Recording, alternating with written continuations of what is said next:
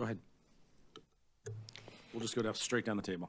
Perfect. Hearing co-chairs, distinguished commissioners and staff of the USCC, and of course, fellow panelists, it's an honor to participate in today's hearing. Thank you. China uses its industrial capacity to project power. Beijing sees industrial strength not only as a means to enhance the nation's economic prowess, military capabilities, and social system.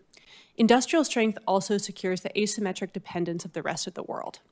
Beijing uses that dependence for strategic ends in order to tie foreign incentives to China's own and ultimately to shape foreign markets, politics, information, technology, and, in a self-reinforcing fashion, industry itself. In other words, Beijing is using industry to overtake and to overpower the United States. This is the ambition in Made in China 2025 and in China's larger ecosystem of industrial policies and investments. The stakes for the US are enormous. The Made in China 2025 plan is the first of 3 10-year programs that are intended to build China into the world's dominant industrial power and therefore the world's dominant power. Should the CCP realize its ambitions, the US industrial and defense industrial bases will become entirely reliant on China. That in turn will mean that China can shape, determine, influence the prosperity and security that depend on those bases. Beijing will be able to decide what companies win and lose, have access, for instance, to critical technology, inputs, markets. And therefore, Beijing will be able to shape the American political and social system that depends on and is influenced by markets. Moreover, in a modern technological environment, China's control over American industry will give it control over American information. 10 years ago, when Beijing issued Made in China 2025, to paint this future was to describe an abstract, almost impossible threat. Today, there's nothing abstract about it. The priorities in Made in China 2025 include, for instance, telecommunications equipment and network security. Today, Beijing has infiltrated virtually the entire US telecoms network. New energy sectors, like solar and batteries, as well as the critical materials on which they depend, also figure in the priorities of Made in China 2025.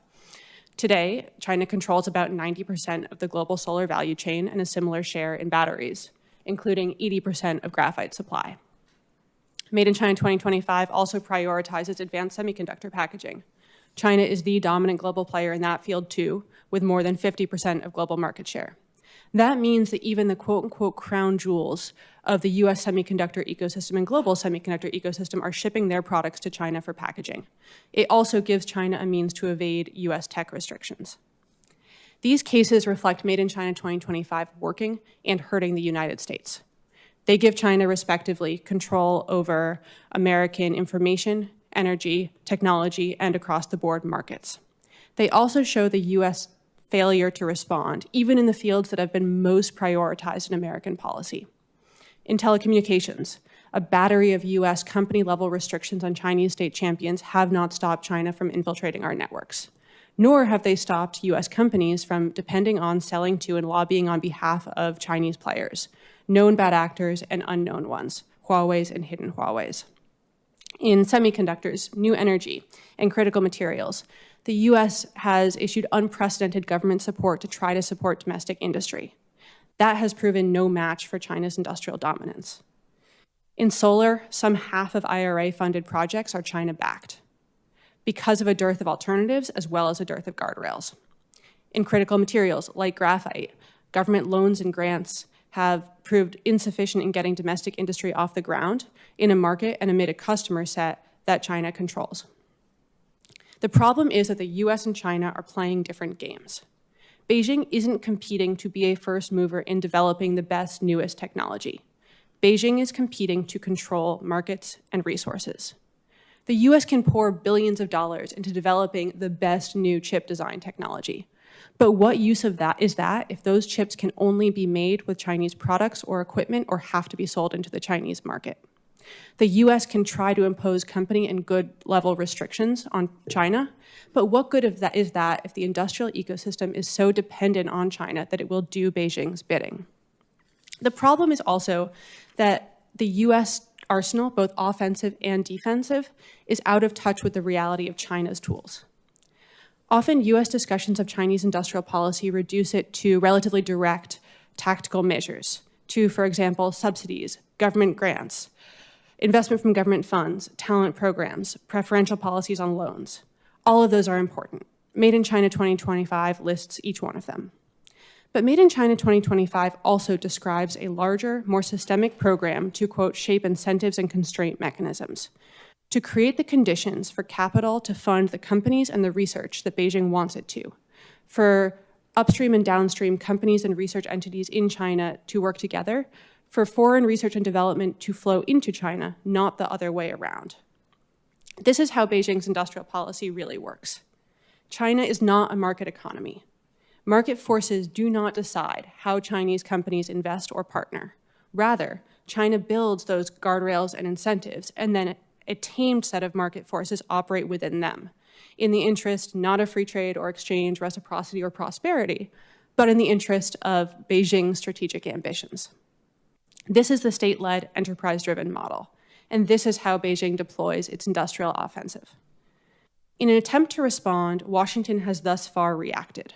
Washington has let Beijing shape the direction of the competition, and Washington has resorted to mirroring its adversary, and mirroring only that first tactical set of tools, like subsidies, as well as a version of those that's far less effective than the PRCs.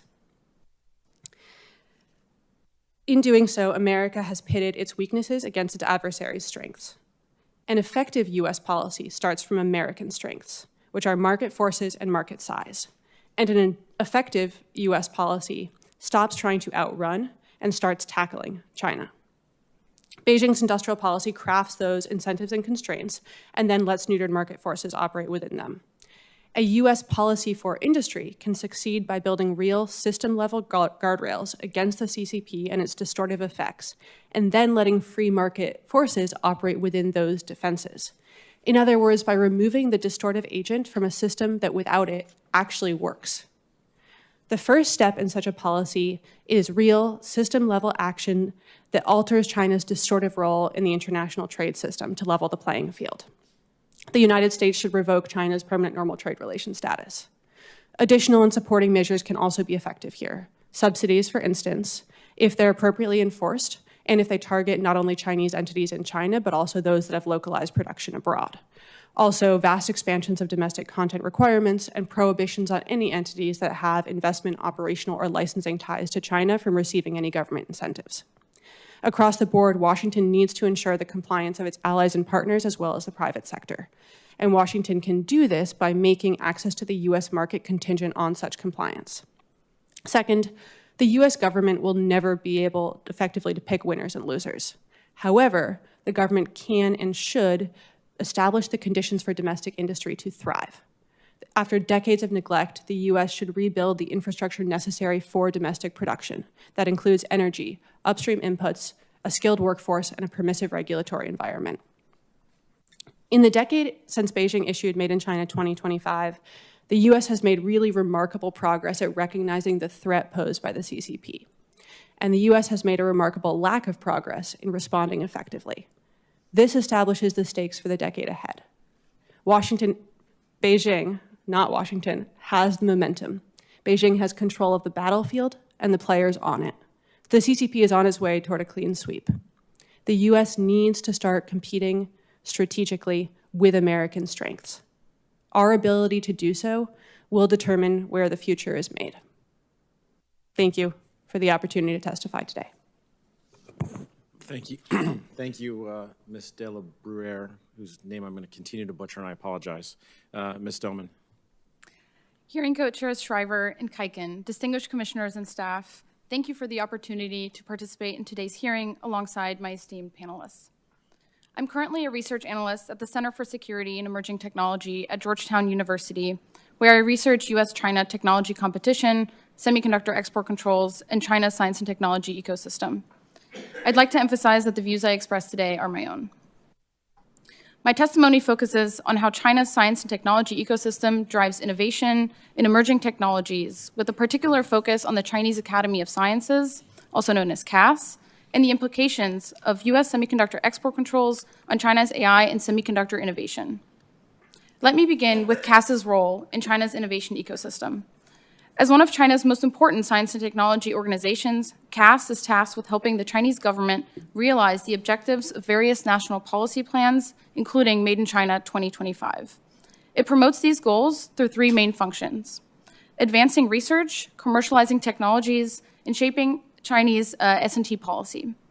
In terms of research and development, in terms of research advancement, CAS has emerged as China's most prolific producer of STEM research and has become increasingly competitive globally. Beyond research, CAS has long been an important player in transforming research into commercial applications. The organization supports its spin-off companies and helps bring research breakthroughs to the market through various mechanisms, including through funding, joint research projects, talent development programs, and shared personnel and facilities. CAS also plays a crucial role in shaping and implementing China's S&T policies through its network of academicians and think tanks. The CAS model illustrates China's centralized approach to accelerating indigenous innovation, underscoring its strategic focus on achieving self-reliance in critical technology areas like AI and semiconductors. In part, this prompted the U.S. government to increasingly focus on economic security tools to protect U.S. national security and maintain U.S. technological leadership. It is against this backdrop that export controls emerged as the primary tool for slowing China's military modernization and AI development efforts. Whether these controls will achieve their desired outcomes presents a complex picture, and one that is likely too soon to judge. It is important to first recognize that export controls will not prevent all AI development or semiconductor technology innovation in China. Instead, the controls are intended to impose a strategic delay and increase the cost of China's AI development efforts. In terms of slowing China's military modernization, the controls will likely have a limited impact for a few reasons. 1, current weapon systems rely on mature, well-tested chips. 2, not all military AI applications are as compute-intensive as large language models. And 3, the PLA's computing needs can largely be met through a combination of legally imported chips, domestically produced chips, and smuggled chips. The impact of export controls on China's AI development generally could be more consequential, but this is dependent on a number of interrelated factors. Right now, China's most advanced models, including DeepSeek's R1, are largely relying on US-made chips, including chips that companies stockpiled before the controls took effect. As these stockpiles deplete over the next couple of years, the controls have the potential to create a growing gap between the AI chip quantity and quality inside and outside of China. But that gap will only hold if U.S. export controls on chip manufacturing tools and other measures aimed at slowing China's semiconductor fabrication capacities are effective. Similar to the stockpiles of AI chips, Chinese equipment firms also stocked up on foreign equipment before controls were implemented. This, once again, imposes a lag between when the controls were implemented and when the controls will bite. We must also consider China's own innovation capabilities and response. There is no question that the Chinese government's push for self-sufficiency predates U.S. export controls. But by limiting China's access to chips and equipment, export controls are creating an incentive to innovate around controls. Chinese companies are also pursuing technical strategies such as chiplet packaging and focusing on compute and algorithmic efficiencies to overcome restrictions, as DeepSeek has demonstrated. That doesn't mean U.S. export controls won't slow China's AI development, but it's also not guaranteed. What it does mean is that the United States must very closely monitor and be aware of AI development trends and China's progress to be able to anticipate policy adjustments when needed and increase the effectiveness of the controls while reducing the costs. Moreover, in order for the broader U.S. export control strategy to work, it is critical that the United States clearly articulates the objectives of the export controls to allies, provides evidence that justifies the objectives, and underscores why they are necessary to protect common interests. Based on these observations, I offer 3 recommendations for policymakers. First, enhance U.S. open-source intelligence capabilities to better understand China's S&T ecosystem and monitor progress. Establishing a new open-source science and technology-focused research center would help track global developments in emerging technologies and their implications for U.S. security. Second, require the Department of Commerce to conduct scenario planning of export control policies. These exercises should include clear articulations of control objectives, analyses of underlying assumptions, and assessments of economic impact on U.S. firms. Congress should also increase funding for BIS to expand analytical and enforcement capabilities. Third, and most importantly, invest in U.S. technological progress. The US government's ability to obstruct China's technological advancement can only go so far. Therefore, policymakers must focus on driving innovation in the next generation of emerging technologies by funding basic research, expanding workforce development programs, and investing in the domestic manufacturing ecosystem. Thank you for your attention. I look forward to your questions. Thank you, Ms. Doman. Mr. Lin. Good morning, members of the Commission. Thank you for the opportunity to be here, and I'm honored to be a part of the panel with my fellow panelists. My name is David Lin. I'm the Senior Director for Future Technology Platforms at the Special Competitive Studies Project. I had a front row seat to the early days of Made in China 2025 during my time as an economic officer working at the US Consulate in Shanghai. When I arrived just months after the initiative's launch, I could feel the energy among local party leaders and industry executives. To them, this wasn't just an economic policy, it was an industrial reawakening, a chance for China to climb the value chain. A phrase I often heard at the time captured this ambition. China no longer wanted to be just the place where foreign products are designed and assembled. No more designed in California, made in China, stamped on the back end of iPhone. Instead, they envisioned a future where the same devices would read, designed in China, made in China. At the time, the idea of China producing a technology on par with the iPhone seemed very far-fetched. Yet, fast forward a decade, here we are. Companies like Huawei, ZTE, Xiaomi are not just competing, but they're shaping the global tech industry and beyond. This trajectory is more than just a success story. It underscores a broader reality. China isn't merely catching up, it's positioning itself to lead. My testimony today is based on some of the work that we've been doing at SCSP, and we'll focus on 3 areas. 1, tech areas where China leads today. 2, tech areas where China intends to lead tomorrow. And 3, I'll conclude with some remarks with some high-level recommendations on where the United States should do to maintain its technological leadership. Examining areas where China leads today, nearly a decade into Made in China 2025, clear patterns have emerged. China's greatest advantages align with its greatest strengths, leveraging its vast manufacturing base and scaling technological development at an extraordinary pace. In SCSP's recently published 2025 GAPS report, we identified 12 technology areas to zoom in on and examine as a barometer of the state of the competition. China's industrial prowess really comes through in our analysis as the 4 technologies we judge that China is leading are all heavily infrastructure and manufacturing focused. Meanwhile, the 4 of the 5 technologies we assess the US to be leading are either more software-based or not yet fully commercialized. Tech sectors such as advanced batteries, 5G infrastructure, and commercial drones are all areas where we judge China to be holding commanding leads. China's DJI, for example, controls 90% of the global consumer market and 70% of the overall drone sector. Advanced manufacturing, embodied in robotics and other manufacturing technologies, is another area where we assess China to be holding key advantages. According to a 2024 UN study, by 2030, China is expected to claim 45% of global industrial production, while the United States is expected to only hold 11%. So that's a snapshot of where we're at today. Let's pivot to look at where China intends to lead tomorrow. Looking ahead over the next decade, China will likely face significant economic and demographic headwinds, including a slowing GDP growth rate, an aging population, all of these factors exacerbated by increasing geopolitical tensions. That said, Beijing sees technology and innovation as its key solution to solving all of these challenges.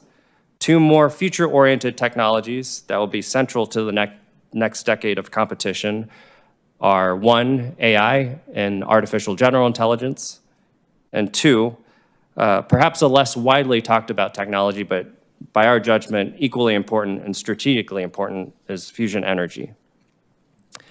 First, artificial intelligence. In our GAPS report, we assess AI to be squarely in the contested space, and it will likely continue to be prominently featured in future Chinese industrial plans and technology development plans. The recent unveiling of DeepSeek's R1 model underscores China's rapid progress in this space.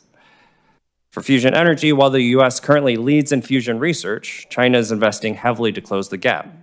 Fusion offers the potential for an abundant, clean, and geographically independent energy source, which carries with it a whole slew of downstream economic and geopolitical implications.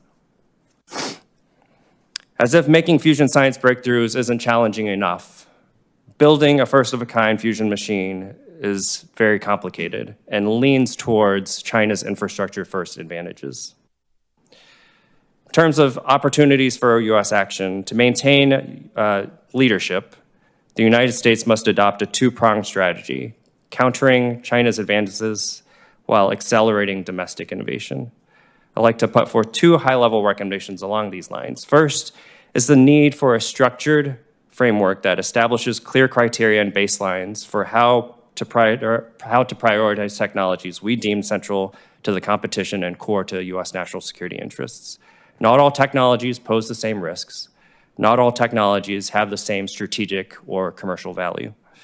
SCSP has put forth one such framework to navigate these questions and bring to the fore the trade-offs that we must make, and I've included them with my written testimony.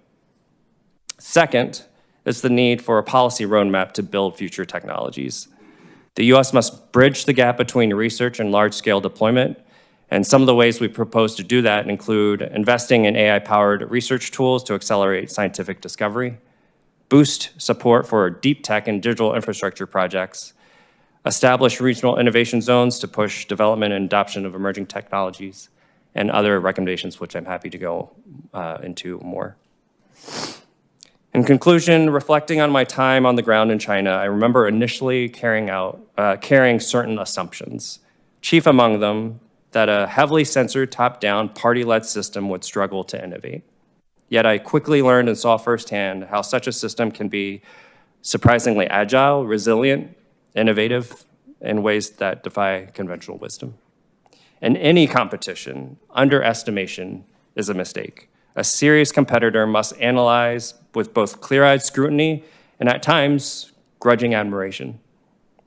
Understanding of their strengths and weaknesses in depth is essential to developing a winning strategy. So if anything is clear 10 years after the introduction of Made in China 2025, it's that technological leadership is not just about who invents the future, but who builds it. So thank you again for the opportunity to testify, and I look forward to your questions. Thank you to each of you for your testimony. I'm going to turn it over to Commissioner Schriver for the first question. Thank you. Let me start with Mr. Kong. Thank you for your testimony. You mentioned that your written testimony includes recommendations, which indeed they do, and I think they're quite good. You didn't speak to it too much in your opening statement, so I want to give you that opportunity. And I really note your phrase that we have no counter-talent acquisition strategy and no counter-talent acquisition policies. So the some of your recommendations, I think, sort of amount to that, but could you talk about what the priorities should be in building a counter-talent acquisition strategy? Thank you, Commissioner. So there is an institute called the Chinese Academy of Personnel Sciences in China. Ms. Doman just talked about Chinese Academy of Sciences. That's what's more famous. This one's more obscure. It's basically the National Center for the Development of Talent Policies, study of the art and science of talent attraction, and evaluation of the current ongoing policies. So this center was integral in inventing the 1,000 Talents Plan. They've also reoriented China's system for talent attraction to fit with MIC 2025. And they've lowered many of the barriers from moving from the US or foreign countries to China. These are the strategies that they espouse and they developed. We need something like that. One of my recommendations is that why don't we have a national talent research center? We have nothing analogous to that in this country. Are we not taking this seriously? Talent is something that we can study to attract. Our natural attractiveness, this country's freedoms is already very, very good. It attracts people naturally. Our university systems are the best in the world. But we can't just rely on that. We need to study the art of it. Best defense might be an offense. And I think this is one of the first steps that we can take to address this. Second, might be a little bit more critical of our current system, but there's no congressional legislation requiring the transparency requirements for universities and research labs in this country to disclose any research with PRC military R&D organizations. Some of the publications that I have seen, they talk about drones, they talk about targeting technologies, hypersonics, they talk about silent submarines. This is research being done by universities in this country with PRC military academies and research institutes in China as of like last year.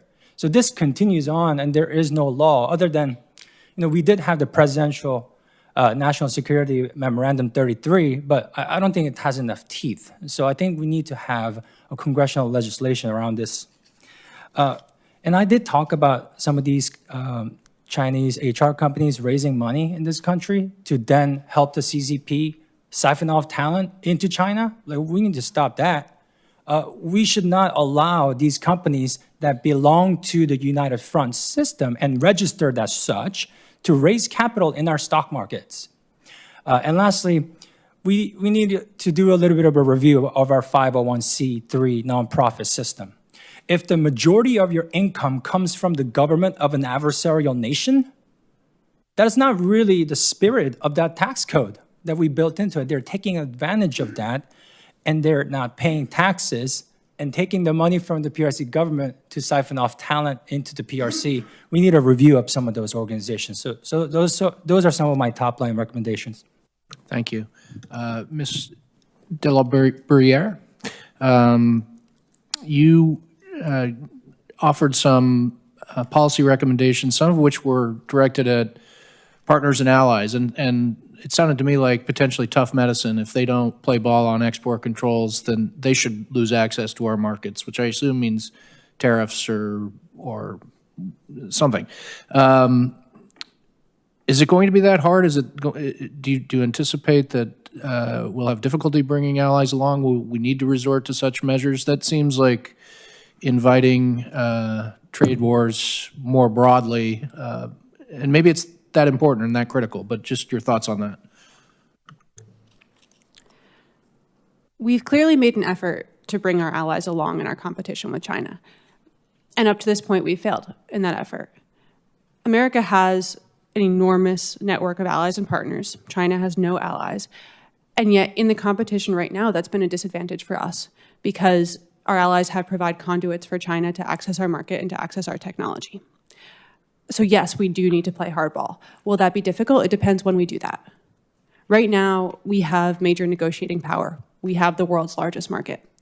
The longer we wait, the more we lose that power. I do think that our allies have recognized, as we have, that removing China from the international trade system is in all of our long-term interests. And I do think that changes the state of play in terms of bringing them on board. But nobody, not our allies, not our companies, want to deal with the short-term cost of what it would mean to take the kind of action we do have to take in the immediate if we're going to win in the long term. So that means that there also have to be short-term penalties for not being on board. Thank you. I might, if there is a second round, I might have some follow-up. Thank you, Commissioner Schriver. Mr. Lin, SCSP has done a lot of work on the issue of artificial general intelligence. As you probably know, this commission's top recommendation last year was to create a Manhattan Project-like sprint on AGI. I want to just get your sort of more drawn-out sort of views on this topic and how you've thought about this, what actions you think the United States government should do, and then if you don't mind, you touched briefly, and so did Ms. Doman, on sort of DeepSeek in the context of thinking about and evaluating sort of a sprint to AGI, seeing what the government, seeing what DeepSeek was able to do with sort of limited resources, limited compute. How should we think about a Manhattan Project-like approach on AGI? Sure. Thank you, Commissioner Kuiken, for that question.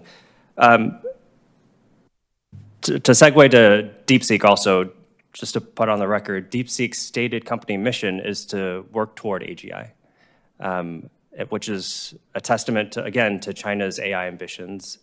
And I think really this is a matter about competition toward being a first mover advantage. The first person to AGI will bring with it a whole downstream effect of economic, political, and energy supply chain influence around the world. And it's also a competition over norms.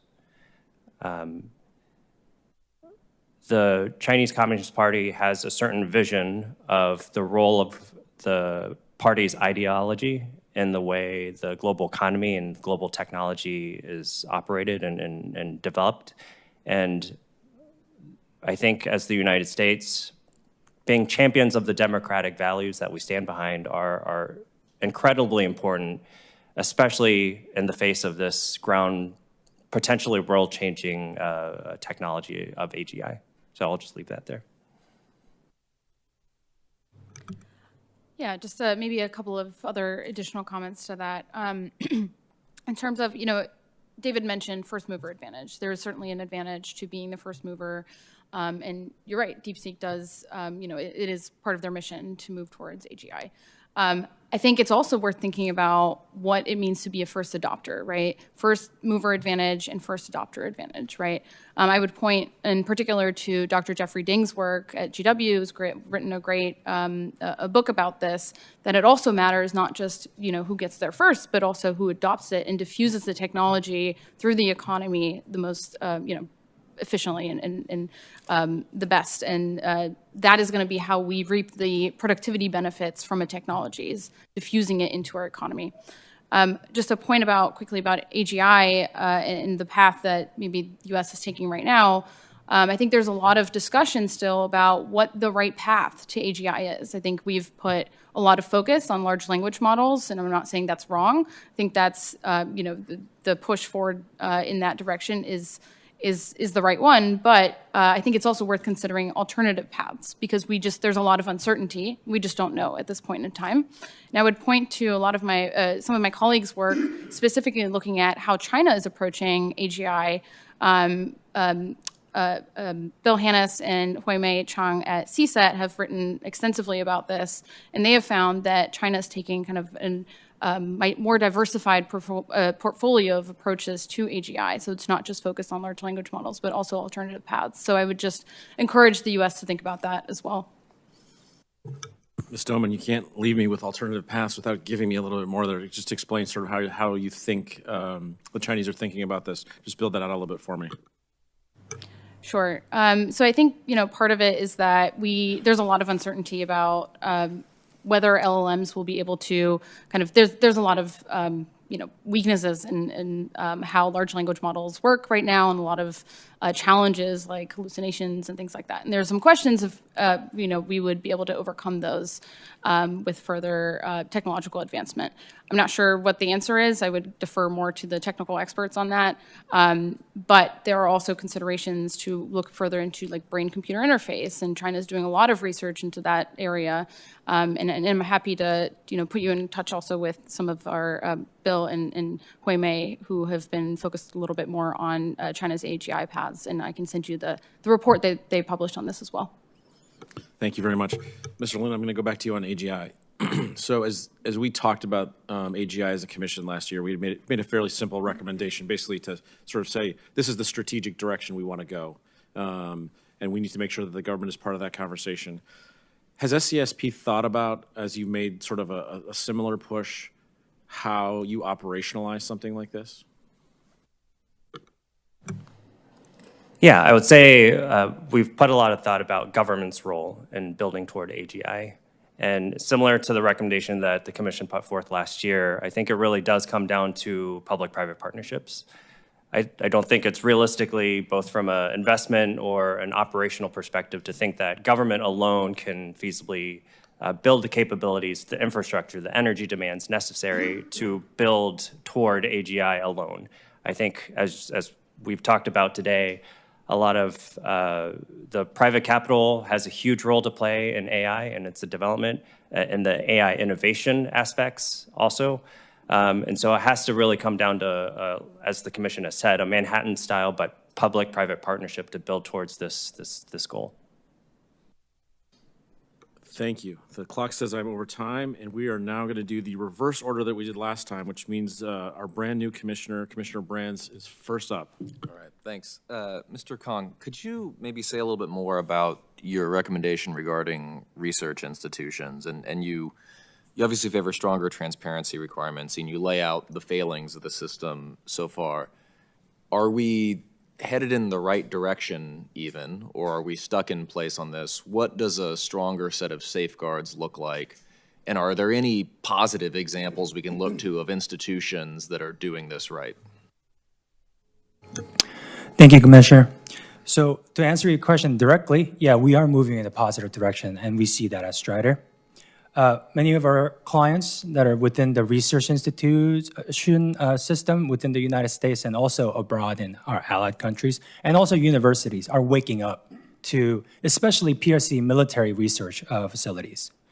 So my recommendation here is not to, of course, bar collaborations of research with China writ large. That would be insane.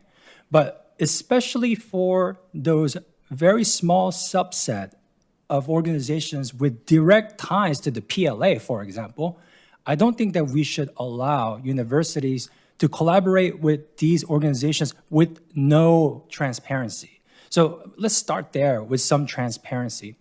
There are not that many organizations, probably less than 100 of these institutions in the PRCs directly tied to the PLA. For example, Seven Sons Universities, I mean, I'm sure many of us in this room have heard of it. Seven Sons of National Defense and Seven Sons of Armaments combined together, that's 12 universities. PLA directly managed universities, there's really just one, NUDT, the National University of Defense Technology. That university directly manufactures weaponry for the PLA. And our national laboratories and universities are participating in research with this university. That's got to stop. How about PLA military academies that train up PLA officers? We're conducting research together with these folks. I'm not saying let's stop university collaborations with Beijing University, Tsinghua, Shanghai, Jiao Tong University, even though they are all managed by SASTEN, the defense agency in China. I'm not even stretching it that far. But there is a very small subset of very egregiously tied universities and institutes that work directly with the PLA. Let's start there with some transparency. I think that's where I would start. So one of the answers I think you might get from American academia on this is that it's sometimes hard to know exactly where the ties are between a certain person and the PLA or a certain institute and the PLA. And we didn't know the guy was a senior colonel or whatever the case may be. So is that a plausible assertion on the part of universities and research institutions? And if it is plausible, what does that imply about the need perhaps for greater cooperation with the U.S. counterintelligence community so that those ties become a little bit more transparent on our side? So that makes me scratch my head a little bit because I found this information just in the open source. It's just out there. And so if you're going to publish a research publication in an international journal, you need to disclose what organization you're affiliated with. To say that you didn't know that this person worked for NUDT or Harbor Institute of Technology, that doesn't make any sense to me, right? The risk comes inherently from the organizations. And of course, the people that work within the organizations may be causing the wheel. Maybe they're not working for the PLA. However, we need to disclose that, have rules for disclosure so that we can look at it clearly, right? Let me ask it a different way, because I totally agree, right? There's one category where there is somebody or some institution that everybody understands is linked to the PLA, and if universities aren't attentive or research institutions aren't attentive to that, that's a failure of due diligence on their part and a failure of transparency if they know it and don't disclose it. Is there a second category where the links between a researcher or an institution and the Chinese government are less obvious? And if so, what do we need to put in place to guard against those types of linkages? Yeah, I would say that is a difficult question, a difficult problem to solve, because what we can't see, right? And our intelligence agencies are not designed to give information to universities. But at the same time, some of these obfuscation efforts can be taken apart, right? Let's say you have a researcher that works not with a university or a PLA institute, but collaborates very often with them, right? That second layer networking, that second layer network, we can tease that apart. Not only in the open source, but of course our intelligence community can help with that. So I think there may be many different solutions to it, but putting some guardrails, at least setting some standards for disclosure, I think would be a good start. Great. Thank you very much. Commissioner Friedberg. Thank you very much, Ms. Delabert. Good to see you. Thank you for your testimony. I wanted to start with you if I could. I want to make sure I understand what your final recommendation really is about. You talk about real system-level barriers, high and properly enforced tariffs, taking away China's permanent normal trading relation status. Is what you're suggesting essentially extruding China from the current international trading system and then allowing market forces to operate more freely within some more limited system of which we would be a central part? Yes. I'm tempted to leave it there, but I'll drone on a little bit. Free trade works if players are playing by the rules. I think there's a temptation, because we have a massive distortive actor like China in the system that's making it not work, to think that's a failure of the free trade system itself. It's not. It's a failure to defend its standards and to make sure that there's compliance across the board. I also think that we as the US and also our allies have tried to approach this problem with a scalpel, to say it's okay, we can deny China technology, or we can impose targeted tariffs on targeted goods, and that will level the playing field. But that doesn't work based on either the way China competes or the resources we as a system, like US and our allies, have at our disposal. We're not players like China who can just go about and shift a couple things and redefine markets. And because of that, we have to take a system-level approach, and that means precisely what you said, removing China from the system. And I think it's fitting to be talking about this as a phenomenon in this particular room because of this commission and when it was established and why. China's accession to the World Trade Organization was a high-risk move that I would argue has not panned out because China has not played by the rules. And the purpose of this commission is to make sure that China does and to monitor the effects of that decision. And therefore, this seems like a right place to think about the implications of changing the system China's undermining. Okay, thank you. I'm very sympathetic to this idea, at least in theory, but you know what all of the objections to some proposal like this would be. You know, it's going to drive up costs. We can't just do without China. Suddenly, we're highly dependent on them for all kinds of intermediate goods and so on. Have you thought through at all how you would respond to those kinds of objections? I kind of thought that if I took long enough with my answer, I'd just get to leave it at that. But yes, it will drive up cost. It will create significant short-term harm for the US consumer and for the US producer. The problem is that there isn't an alternative. And I think that's very clear in what we've seen over the past 4, 8, 10 years, because we've tried to not do that. And we've tried to say, okay, well, if we phase in measures or plan or institute them incrementally, we'll build up the capacity we need to then either be able to take more severe action or not have to take it at all. And the problem is that hasn't worked because the US system, which is to say markets, to really repeat myself a lot, doesn't answer to those moves because there's no resolve behind them. And this is a very small case, but you can look at, for example, things like the rollback of bans on Chinese graphite in batteries that get IRA incentives, right? We said, okay, we can't do that right now because China makes all the world's graphite. So we said, okay, we'll only put in that ban in 2 years, and that'll build up domestic capacity such that we can ban it. But nothing happened in the market because that sent a message to the market that we weren't serious. And so we still don't have domestic graphite capacity. So we still can't institute that kind of ban and then have domestic content in batteries. And we're just going to keep pushing the question and avoiding eating the costs and building up domestic capacity if we keep trying to take incremental measures. Okay, thank you very much. Have just a few minutes, a few seconds actually. Mr. Kong, I wanted to ask you a quick question.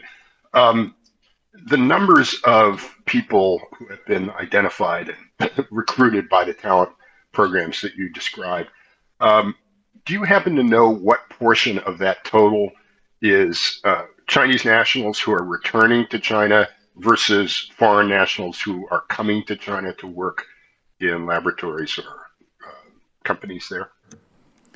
So I don't have the top line numbers off the top of my head, but I would say the majority of them are Chinese diaspora located all across the world.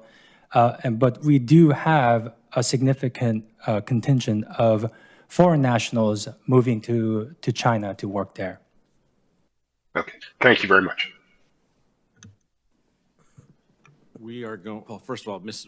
de la Bruyere, great history on the United States Senate China Commission. I actually didn't realize the origin story was that Congress didn't trust the Chinese or the executive branch on PNTR, and that's why this commission was created. So it was nice to hear it come back at me. Commissioner Goodwin, over to you. Thank you, Mr. Chairman. Ms. de la Bruyere, I want to follow up on Commissioner Freeberg's question, actually, maybe explore some different objections to some of your recommendations. I do like your turn of phrase about China playing a different game and the history with regard to their ascension to the WTO.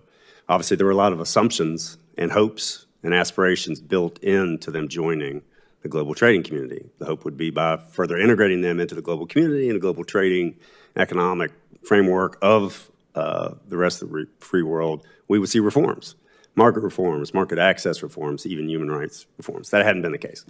So they are getting a lot of the benefits of that deal, but not living up to their obligations. But it's worse than that, because they're using their access and this increased integration to change the system and to change the game. And that's the real challenge, and I'm glad that you have captured that with that turn of phrase.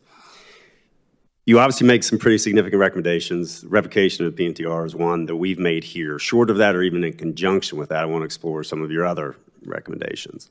I've noticed in your testimony and some of your other writings what I would characterize as a robust skepticism of the high fence, small yard strategy, especially perhaps domestic investment to boost manufacturing here. So just some questions, should we restrict the flow of technology? Should we restrict the flow of capital to certain strategic sectors? And should we invest to boost domestic manufacturing capacity here in the United States and create and preserve jobs? And, you do say in your testimony that it is imperative for the United States to create an environment to allow industry to flourish here at home. The question is, how do we do that? Can we do that simply by deregulation and further expanding energy production, or is there a role for targeted investment? And, to use your phrase, what guardrails need to be put in place on that investment? This is an awesome question. And precisely right, I'm very skeptical of the high fence, small yard approach. First, on the should we restrict technology to China question. You said this incredibly well.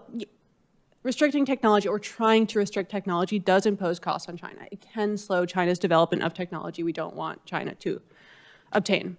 However, it's never actually going to work.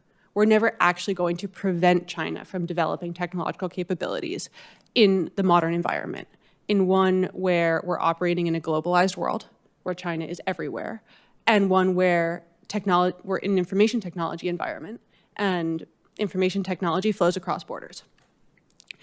Because of that, I would argue that we can't think about tech denial as the core of our national strategy for competing with China in technology. And we can't overinvest in it in such a way that we're putting our resources into something that won't have the intended ultimate effect. Where we can impose costs on China, we absolutely should. But we should do that with eyes wide open about the effectiveness of doing it and what we're spending to that end, including on political capital as well as actual resources. Proactive investment, we need to have production in the US, and the government does have a role in that. I would argue that, again, the US government will never succeed in picking winners and losers. We won't be able to, through targeted government intervention, build a robust domestic industry in the US. And Solyndra is a compelling case, and I think we're at risk right now of creating a whole lot of even bigger Solyndras. What we can do as a government is provide effectively public goods, but public goods that allow industry to work. So the list goes beyond what I mentioned in terms of energy and skilled workforce and permissive regulations. It also, I think industry zones are a really compelling argument on this front. That's an infrastructure that can provide coordination across the private sector as well as the resources for production. Is there room for targeted investment? Yes, but I think it's in a very specific set of things, defined by 2 points. One would be immediate security relevance. There's absolutely room. The government provides security, that's a public good it does provide, and that there's room for targeted intervention and investment from the government in those goods. And the second would be the upstream of value chains. One of the big problems with how we've invested thus far as a government is that we've targeted mid and downstream spaces and value chains that depend on China for their inputs and as well as for their markets, and therefore we're just bolstering a player that's within a Chinese-controlled value chain. I think that changes if you're investing in the upstream, and I think you can think of upstream components as part of the public goods that the US government is providing for domestic industry. Thank you. Thank you, Commissioner Goodwin. Commissioner Miller. Thank you, Chair Kuiken. Mr. Lin, one area I don't think Congress or we as a commission spend much time on is fusion. Can you give us a little bit more guidance on how we should think through the fusion competition with the PRC, fusion supply chains, and in particular, what our top policy priorities should be right now? Sure. Thank you for the question, Commissioner Miller. Fusion is really one of those interesting technologies where it is not yet at commercialization and has only recently broken through scientifically. So at the Lawrence Livermore National Lab, December 2022, they finally proved that they were able to essentially get more energy out of the fusion reaction than they put into it through a laser pulse. And so this was a remarkable scientific breakthrough and has shown more promise than ever before, the possibility of fusion being a commercializable technology. Now, beyond the innovation stage of fusion science comes the commercialization or the walk toward commercialization. And so at SCSP, we have a fusion commission. We recently stood up a fusion commission on the scaling of fusion energy. And we have a report coming out in the coming weeks, so I don't want to get too much ahead of that. But one of the key takeaways of it is that we've heard from industry partners and government is just the challenges of building a first-of-a-kind piece of infrastructure.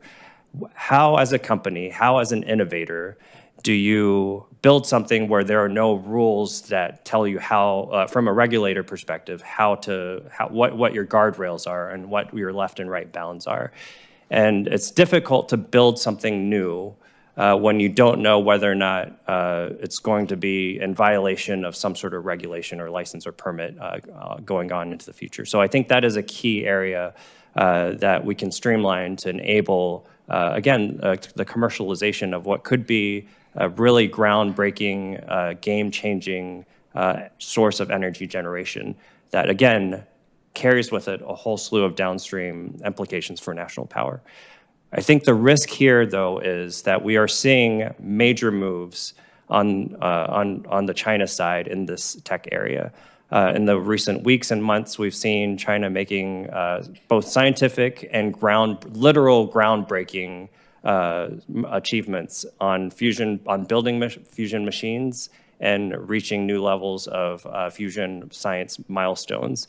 And the key advantage here, again, is China's infrastructure-first approach toward many of these emerging technologies.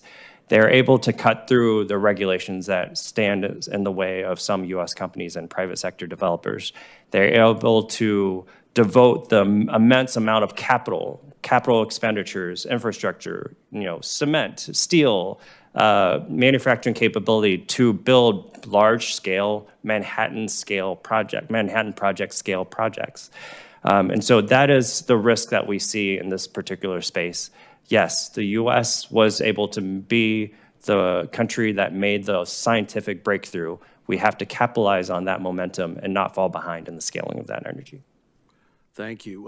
To Ms. de la Bruyere, your testimony notes that Washington's tools are out of touch with the arsenal at Beijing's disposal, and I would completely agree with that. But I think there's no case more challenging than batteries right now in terms of, do we compete? How do we cooperate? How do we compete with Chinese battery companies, particularly in the United States? What guidance would you give to Congress, to automotive company executives on how to make sure that we're not giving away the farm, but not also falling behind in terms of batteries? China weaponizes cooperation. And I think we've taken an approach to China, to the competition with China broadly, where we think we can hive off areas of competition and cooperation. And that doesn't work because China is so good at manipulating, quote unquote, win-win environments to only its advantage. Batteries, as you say, a great case of this, where I think we've really held out hope that we can maintain ties, and it's only been to our disadvantage, and China is climbing up that value chain. The auto sector is at real risk, and I don't think we even realize the extent of that risk because China has started at the upstream and then moved down, down, down in a way that tomorrow, especially with energy trends changing, Beijing could just capture the entire global auto market. So what do we have to do? We need to have company and government level investments in the battery and the auto and the EV value chain need to have actual restrictions and real restrictions against Chinese players. And we should cut waivers on those. We should get rid of delays on bans like the graphite one I mentioned. And we should extend restrictions to a wider range of possible ties to China.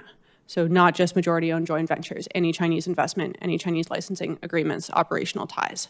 And the auto sector, I mean, you said recommendations to the auto sector, it needs to wake up, like fast, because you can't carve out, China's supplying this part now, but it's okay, we still have the downstream. And you can't carve out, we have cheap production in China, so let's make sure there's still a relationship. Or we sell into the Chinese market, so let's make sure we still have a relationship. Any of that cooperation, that's just sacrificing future markets, and in a way that would be devastating for the domestic auto industry and therefore for America. Thank you. Thank you, Commissioner Commissioner Miller. I think we actually have a briefing coming up from somebody on your fusion question, where China stands on it, which will be good. I'm going to pass it over now to Commissioner Price. Thank you. One of my favorite parts about doing these hearings is when you're lower in the alphabet and all of your questions are asked. So to Ms. Doman and Mr. Lin, I want to dig deeper on some of your recommendations. Both of you talk about investing in U.S. technological progress or bridging gaps. So if you had a magic wand that worked, what would this look like with particular eye towards what is the public-private partnership, or what is public, what funded in a public way, what is public through funded through private investment? How would this look? And maybe Ms. Doman, you could go first. Sure. Thank you for the question. I think there are a number of things that the U.S. government could do. I generally, I'll refer to three in particular. I think one is to invest in research and development in kind of the next generation of emerging technology. So not just the technologies that we know now, but really what's next, right? What's next in semiconductor technology, for example. That's one. A second one would be talent development through educational programs workforce development programs and improved immigration policies to make sure that we have the highly skilled immigration here in the country that we need to bolster our science and technology progress.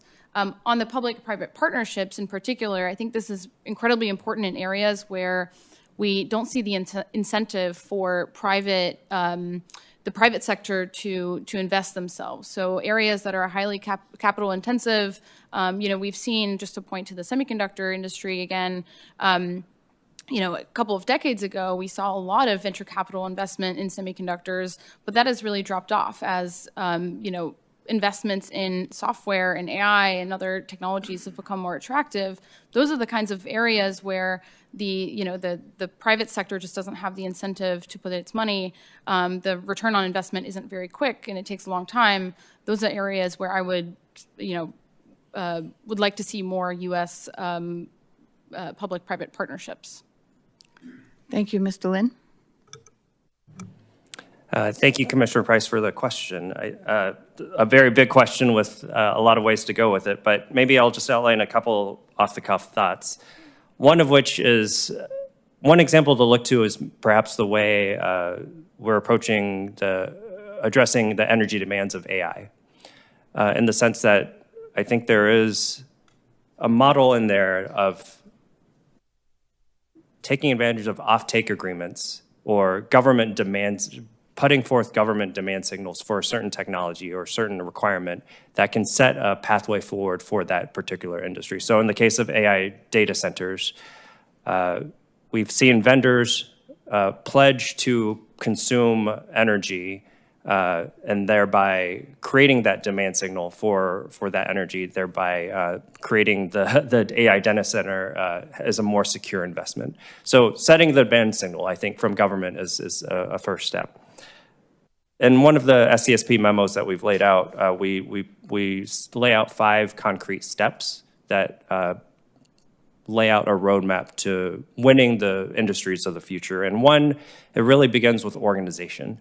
On the government side, in the memo, we proposed the creation of a technology competition council, which was a recommendation originally put forth by the National Security Commission on Artificial Intelligence. And the point here is really just, again, speaking to that government demand signal, a high-level government entity prioritizing what the nation's technology priorities should be.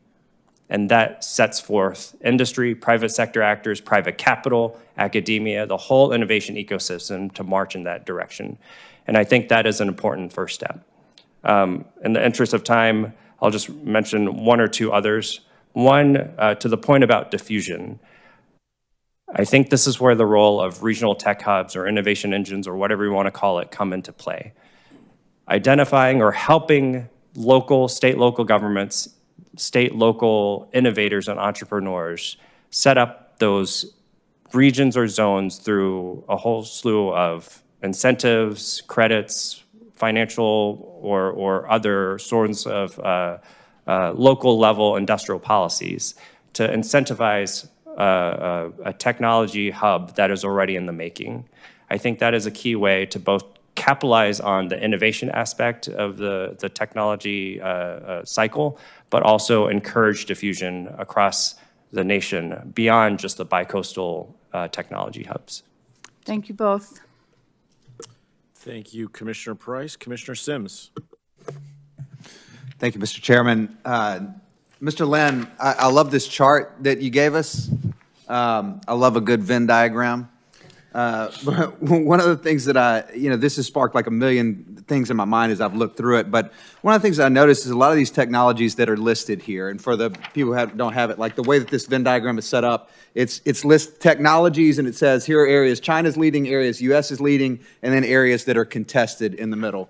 And if you look at almost all of these, all of them are dependent upon even more, I guess what I would call like foundational technologies. So I was just kind of sketching one out as an example of what I'm talking about. So like AI is dependent on chips, which is dependent on production capacity, which is dependent upon access to lithography equipment, which is dependent upon access to lasers and sensors. I mean, you can just go on down forever and ever and ever on this. And so I think we often are inclined to pay more attention to things that are like kind of sexy in the news right now. So everybody's talking about AGI and AI, but maybe what are some of the technologies that are even more foundational than that maybe don't get discussed as often, that we should be paying more attention to in this competition with China? And we can start with you, Mr. Lin, and others if you have thoughts as well. Yeah, sure. Commissioner Sims, thank you for that question. And you're absolutely right. There are some fundamental foundational technologies that by no coincidence are also infrastructure heavy, and that is one reason why we haven't seen as much investment here in the US into them as we have seen in China, because they require high upfront CapEx, capital expenditures. They require cutting through regulations, licensing, permitting, siting requirements that are necessary for them to break ground. And they have very slim profit margins. Chip manufacturing, for example, has a very, very low profit margins, require high yield to maximize profits there, which is why up until recently you hadn't seen much chip manufacturing happening here in the United States. Trying to think ahead of your question, though, like one of the things my team does at SCSP is trying to think over the horizon. So yes, thinking about today, things that we need are chip manufacturing, AI data centers, new forms of energy generation. Trying to think over the horizon, though, some of the things we've highlighted are non-terrestrial networks, LEO, low Earth orbit satellites, which, as you saw in the chart, we assessed that the US is in the lead, but China has just recently launched some of its first satellites and is now on the board. And so we can't let that leadership lead to complacency. Bioreactors, Drew Undy testified on the hearing before us. Bioreactors or fermenters are a big infrastructure piece of how biotechnology innovation is done. And again, a very capital expenditure heavy piece of infrastructure that requires a lot of upfront investments. So those are just some of the ideas that I tee up for the commission for consideration. Thanks. Any others want to weigh in on that one? Yeah, go ahead. I'd absolutely reiterate that energy point. Obviously, energy fuels everything. Upstream materials are super important across every advanced technology field. They're an area that China prioritizes extensively, and also where China actually deploys a different strategic approach to its technology ecosystem than it does in other fields. China is actually investing more in basic research for materials than in relative to applied research than in most other fields, and than it does generally in its technological program, precisely because those are so foundational and can drive leapfrog developments in the downstream of that tech value chain. And also, like, things that we might not even classify as technology, like manufacturing equipment. If you look at Chinese S&T and industrial plans, they stress CNC equipment, the tools to replace manufacturing equipment, things that you can't make anything without and that we don't think about at all in our technological program, but are absolutely essential. And I think that speaks to, all of this speaks to, as you said, you can keep going down and down and down and down, and there are all of these things, and often there's no market incentive to develop them in an ecosystem China distorts. And that speaks to the difficulty of setting out an innovation or a technological plan from the top down, especially in a system like that of the US.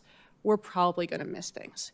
And therefore, I think speaks to the importance of letting markets find opportunity and investing accordingly in a working free trade system.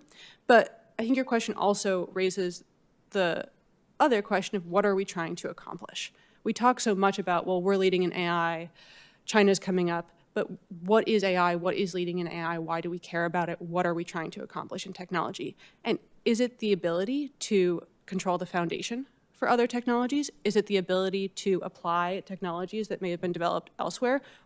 Or, obviously this isn't my opinion, but is it first mover advantage? And I think, like, thinking about that overall tech value chain demands the question of what is technological advantage and what do we want in it, which we should probably answer as we come up with a plan.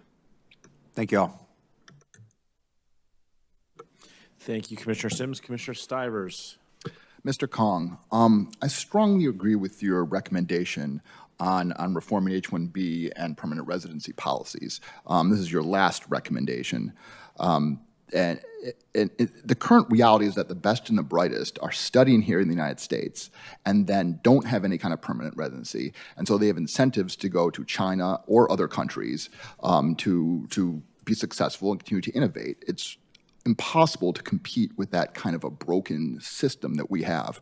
The question that I'd love for you to talk more about that, but my specific question is, what's more of a concern right now? Students and researchers who are already here that are linked to PRC, military, or other institutions, or those who study here and then go on later to join one of those institutions? How do I understand the dynamic there? Which one's more of a concern?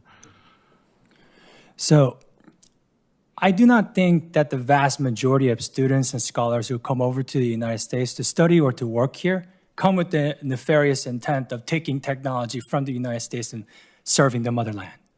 For the most part, they want to come to the United States because this is America, and they want to study here at the best universities. And then there are forces that are attracting these students, coupled with our broken system that's pushing them away. And that combination allows some of these students no option but to go back. I think one of the most unfortunate things that I see are the best and the brightest get caught up in the lottery system, and they can't stay here even though that the company wants them, even though America wants them, because of this lottery system. And so this recommendation has probably come up multiple times, and of course it has been very difficult to address and fix. Yep. But we do need to switch to a merit-based system. A merit-based system that lowers the barrier for what it means to have extraordinary ability. One of these EB 1, 2, and 3 systems right now, the bar for what is considered extraordinary ability in the STEM fields is quite ridiculous.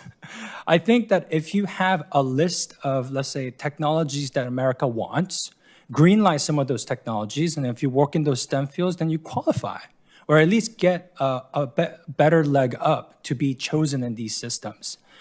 To answer, come back and answer your question, I do think that there is a pattern of students graduating in prestigious universities in the PRC, getting a master's degree and PhD in a prestigious US university, working for 2 to 3 years, and then going back on a talent program. That's a pattern we see over and over again. So I would say that these patterns, though, started at a source around 2014, 2015. This wasn't a pattern before. Most of the people who came over in the 1970s, the first QSPIA people that came over from the PRC as physicists to come to the United States, they didn't leave. Most of them are still here, right? These incentives were skewed towards the PRC as the PRC developed these talent attraction policies, and we did nothing about it, right? So H-1B is a great example of our broken system just pushing people away and having China at them. Some would argue that there should be restrictions on PRC students studying in STEM fields in the United States. How would you respond to that? I disagree with that. The best and the brightest of the PRC system in schoolings from middle schools to high school, they want to come to the universities here and study. The problem is not to try to bar them, it's try to attract them and say, hey, look, you can have freedoms here. You can get citizenship here. You can become an American. Right, that's how I came over, and I'm an American. I'm very proud of myself, right? It's because those incentives were there for me, right? And I think if you turn this around and not look at it as restrictions, but emphasizing how attractive we can be with some pointed policies, I think that we can again revive the American dream. Thanks for that. I want to turn to graphite. China's threatened restrictions on graphite in response to President Trump's 10% tariff announcement. Ms. de la Bruyere and Ms. Doman also, do you believe that maybe in the long term that wouldn't be so bad in terms of, building our own self-sufficiency. Ms. Doman makes the case in her testimony that, when export controls can be counterproductive, when it empowers China to become self-sufficient with indigenous innovation. How would you answer that? I think there are times when China certainly, at least its messaging can be its own worst enemy. And so, yes, absolutely. And so should the very fact that China is threatening that. I think the private sector across the world needs to internalize the fact that China is not a trusted partner and isn't operating according to market forces, and that means they can't afford to rely on China. I'd also argue, though, that generally, so big picture, absolutely yes, if properly internalized. The trend up to this point has been that China threatens restrictions, for example, on graphite, in a way to pressure the U.S. government, as well as to pressure U.S. companies to pressure the U.S. government, and doesn't actually follow through on them. So those threats serve only to undermine U.S. protections and don't cause the reworking of supply chains that they should. That said, the messaging should be internalized by the private sector, and it can be positive for our capabilities. Thanks. Ms. Doman, sorry, I'm a little over time, but I wanted you to answer that too. Sure, I'll keep it brief. Thank you for the question. I actually agree with a lot that you've already said, so I'll just add on very quickly. I think we just need to do more of a better job of actually studying kind of what we call at CISA kind of reverse choke points. So what are the choke points that China could be able to potentially use against us, right? Whether it's in critical minerals or whatever have you, we need to make sure that we know what those are, the way that China is studying, to figure out what their choke points are, and to figure out where China might have leverage. So I think more work needs to be done on that. And it's an area where, an open source research center, for example, like I mentioned in my recommendations, would be able to help, pull people together that have the technical expertise, the language expertise, and be able to drive that kind of open source research to design policies to help mitigate the risks. Thank you. I think there are a couple commissioners that want to have a second round. We'll go to Commissioner Miller first, and then Commissioner Price. Thank you. We have a lot of experts coming in today in different fields of expertise, and I intend to ask each one of them a simple question requiring a very brief response. How would you best characterize export controls on key technologies in the areas of your expertise?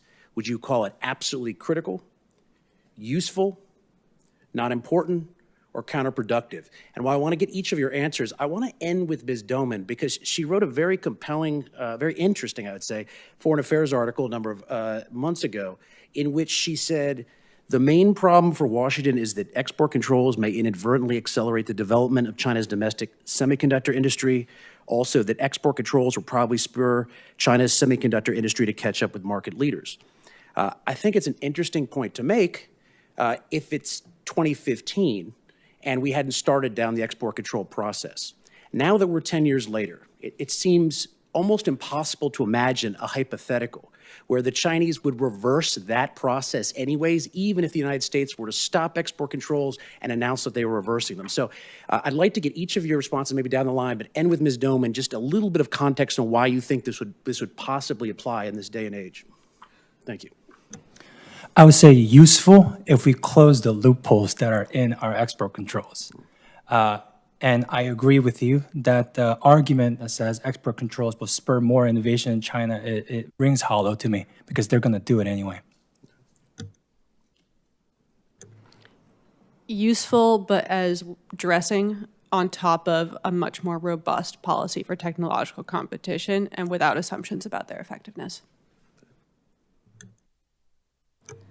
I would say somewhere between useful and important, with the emphasis on the fact that we just need to focus on running faster here. That alone is just simply not going to be enough. To respond to your point about, and also to Tim's response, I do not deny that that has certainly been the case, right? China's self-sufficiency efforts, especially in the semiconductor industry, have been, a key driver for the last, decades, really. The point that I want to make here is that it's not that China wasn't already innovating and driving towards self-sufficiency. It's that there is now more of a necessity to actually do so. Previously, the Chinese government was pushing for more collaboration within, let's say, the semiconductor industry to work together. But the problem was the Chinese companies still had access to foreign suppliers. And with that access to foreign suppliers, the downstream companies that were supplying the tools or trying to innovate and create, a domestic industry for the tools didn't actually have really a market to sell those to.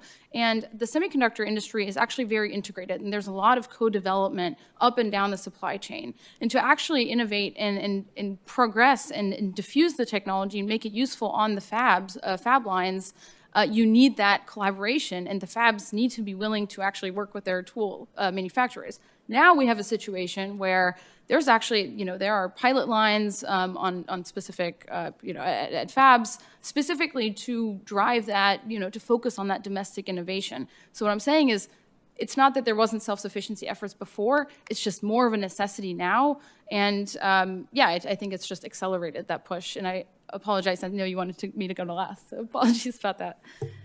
Well, maybe just to build off that point, I'm taking advantage of the grayscale. I'll put it somewhere between useful and critically important.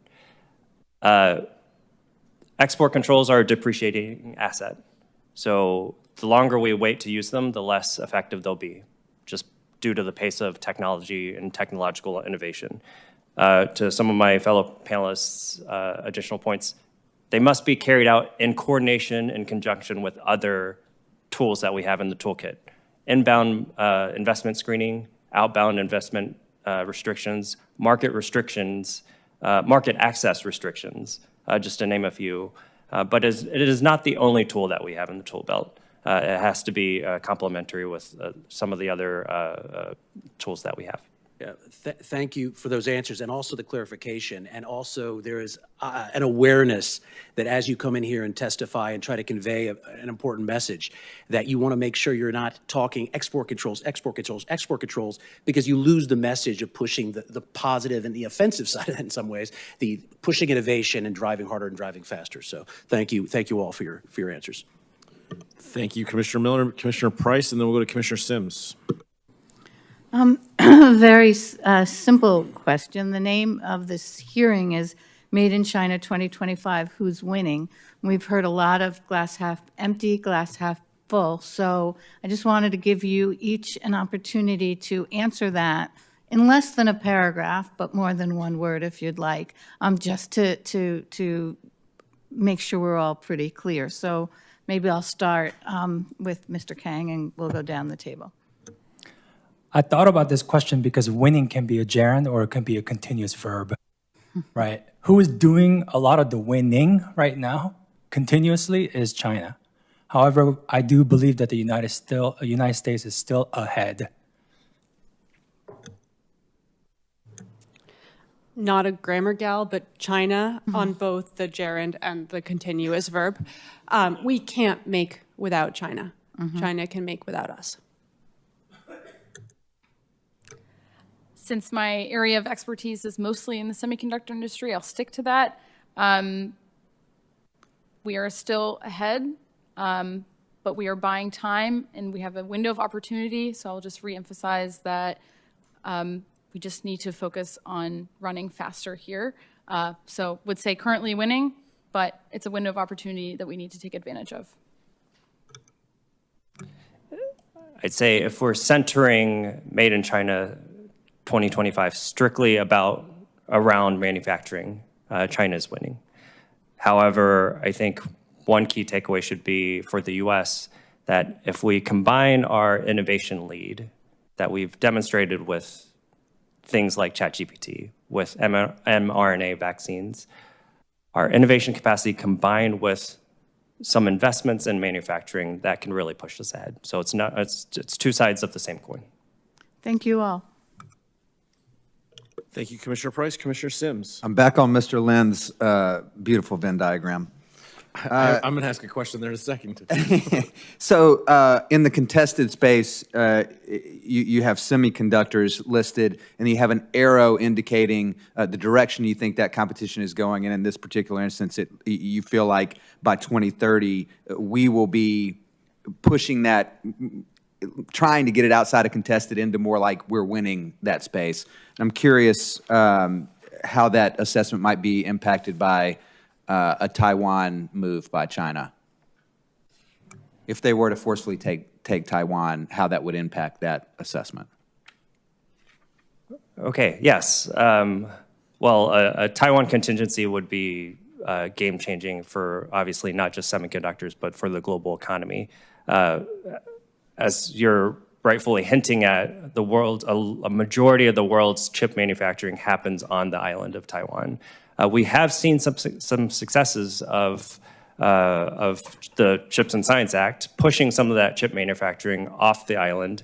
And I think just recently, Taiwan, and Hannah, please correct me if I'm wrong, the Taiwanese government just authorized TSMC to offshore some of its most leading edge, like 2-nanometer chip manufacturing outside of the island, which up until this point had not really been discussed because Taiwan sees that as one of its key strategic assets.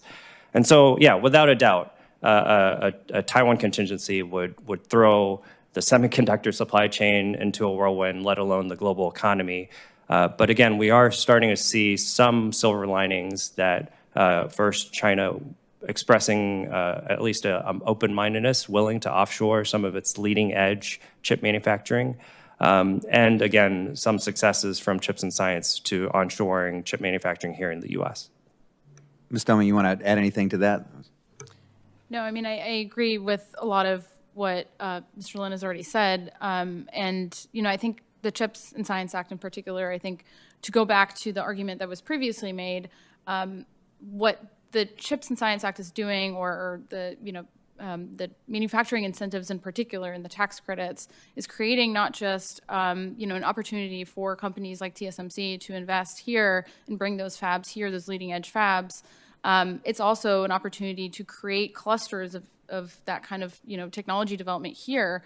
And we've seen a lot of that already happening in just the few years since the act was passed. And I think that's exactly, you know, where we need to be headed to kind of mitigate the risks in case of a Taiwan contingency. But of course, the effects of that would be, you know, far beyond the semiconductor industry as well. One last question. So the one surprise in this Venn diagram to me was that AI was not put in the U.S. leading category, but was in the contested category. And the reason I was surprised by that is even with DeepSeek R1, I think it's pretty clear now as we learn more about it that it was distilled from, you know, ChatGPT, and not that LLMs are the be-all, end-all in the AI world, but it feels like to me historically China has struggled in competing with America's innovation economy, that they're a lot better at stealing stuff than they are making stuff.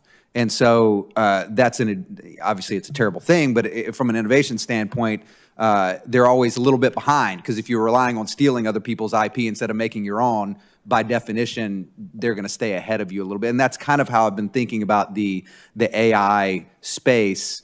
And so am I thinking about that the wrong way? And why would you kind of say that that's AI is in a contested area now rather than us being in the lead? Yeah, maybe I'll riff off of your what you're saying about China stealing U.S. IP, which China has had a long history of this, going back to, you know, ever since I started watching China, going back to 2010 when cyber operations was kind of the forefront of the policy discussion in the bilateral relationship. But maybe if I could encourage you to maybe think a little differently from the stealing to the so thinking of China rather than being purely an imitator, China is an iterator. Dan Wang wrote a great book and wrote a great article on Foreign Affairs where he introduces this idea of process innovation. So China, correct, China has not yet or hasn't replicated the US success in introducing true scientific breakthroughs that have revolutionized the world, going back to mRNA vaccines, going back to ChatGPT, going back to the iPhone. But what China has done is taken these innovations, and thanks again to its manufacturing prowess, been able to iterate on these things to make it better, faster, cheaper. And we're seeing that unfold before our eyes with DeepSeek's R1, and that they're able to take some of the foundational US innovations and in the software space now, take those innovations, iterate on them, and make them cheaper and faster and better. And so I think that is the future trajectory that we're headed in now. Commissioner Freeberg's told me he does not have any more questions, so I'll take the last one before we all go get lunch. First of all, there's been some great quotes on this panel. I think Randy and I have been writing them down. David, you just landed one. China is an iterator. Emily, you had China weaponizes cooperation. And then, David, you did export controls are a depreciating asset, which is a fantastic sort of way to think about things. My question is, I'm glad Commissioner Sims held up that chart. We just heard from Dr. Endy on the last panel that we are losing badly in pharmaceuticals, and we are, if not totally losing in synthetic biology, we're about to be losing. He gave the Commissioner Price the idea of the 1,000-day race. Gave us some very specific ideas. You guys, SCSP, when I say you guys, have biotech and pharmaceuticals in the U.S. is crushing it category, which sort of demands a response. And I don't mean that in a nasty way. I just mean we'd like to sort of welcome your feedback on that one. Yeah, I think for the Venn diagram in particular, we break biotech into two areas: synthetic biology and biopharmaceuticals. Biopharmaceuticals, I think, again, lends itself towards China's manufacturing advantages. Lots of contract manufacturing work, pharmaceutical ingredient contract manufacturers are based out of China, look to China to build the key pharmaceutical ingredients, KPIs. And so I think from that vantage point, China is definitely ahead. Synthetic biology, I think, lends itself to U.S., to America's innovation advantages. And I'm not super deep on that subject, but I will say that that was one of the key considerations that put us, put that particular technology in the U.S. side. That was a good answer. So it's still, though, sort of different. It's still different than what Dr. Endy sort of told us, which is that in the biopharmaceutical space, he has basically said that they have done into, this goes back to Commissioner Sims' comment about sort of the foundational layers. It sounds like in the foundational layers in biopharmaceuticals that the U.S. basically is totally or nearly totally dependent on China. So the concept that we're leaning in the biopharmaceutical space seems to be, just doesn't seem to hold water. Absolutely. I take your point, Commissioner Kuiken. I think one technology we can lean into to perhaps leapfrog there over China's systemic advantages there is, again, going back to AI. The prospects that AI has for biotechnology are yet to be defined, but very hopeful. They're able to potentially apply AI to biotech R&D to discover new biotechnological frontiers. And so applying AI to biotech, I think, is really the next phase of the biotech competition writ large. All right. Thank you very much to everyone on the panel.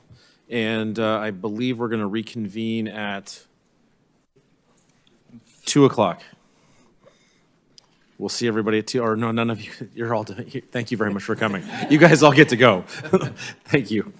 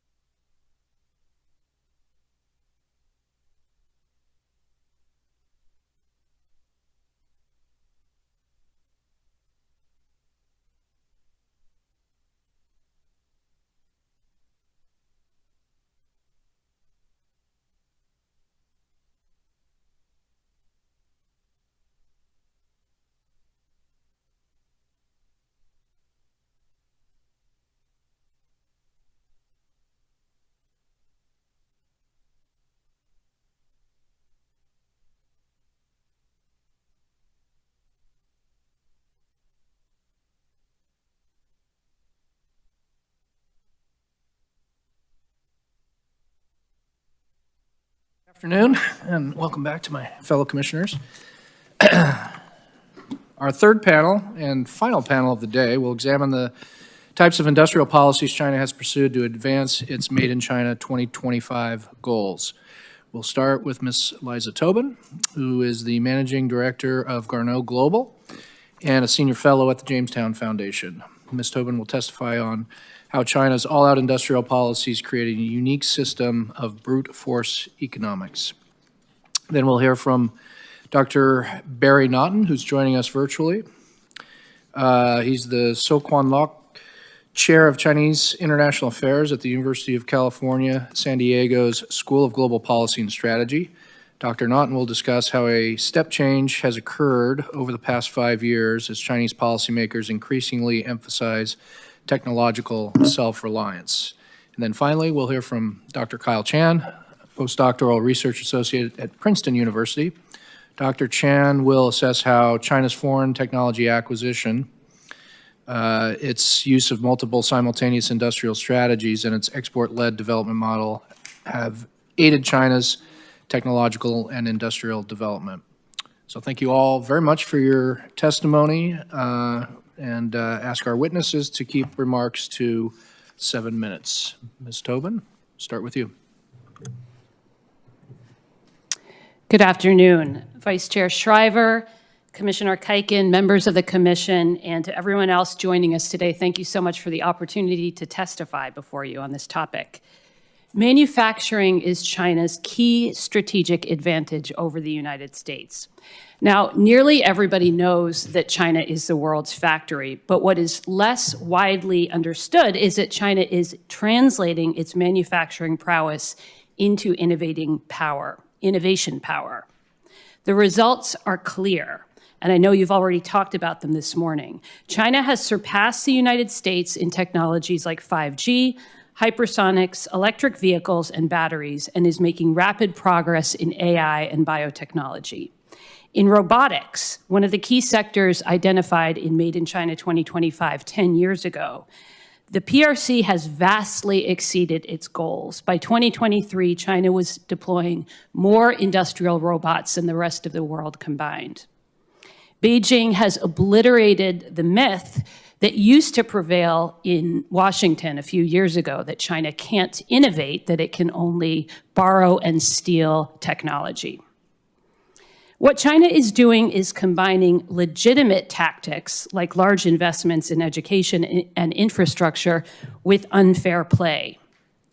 Beijing's approach reminds me of a schoolyard dynamic that we all recognize: the big kid who combines legitimate strength with unfair tactics to dominate the playground. I call this brute force economics, and it has 3 characteristics. First, force. Beijing can bring together the entire party-state apparatus to achieve its strategic ends. So our firms aren't competing with their individual peers in the Chinese system, but rather with an entire ecosystem that Rand scholar Jude Blanchett has called CCP Inc. Second is scale. As the world's second largest economy, China wields both an enormous market and massive resources for industrial policy. And then third, ruthlessness. The CCP approaches economic competition as a zero-sum game, so think economic espionage and predatory trade practices, and it consistently fails to meet its international commitments. Now, Americans usually respect a tough competitor, but China's combination of ingenuity, predation, and scale has confounded policymakers.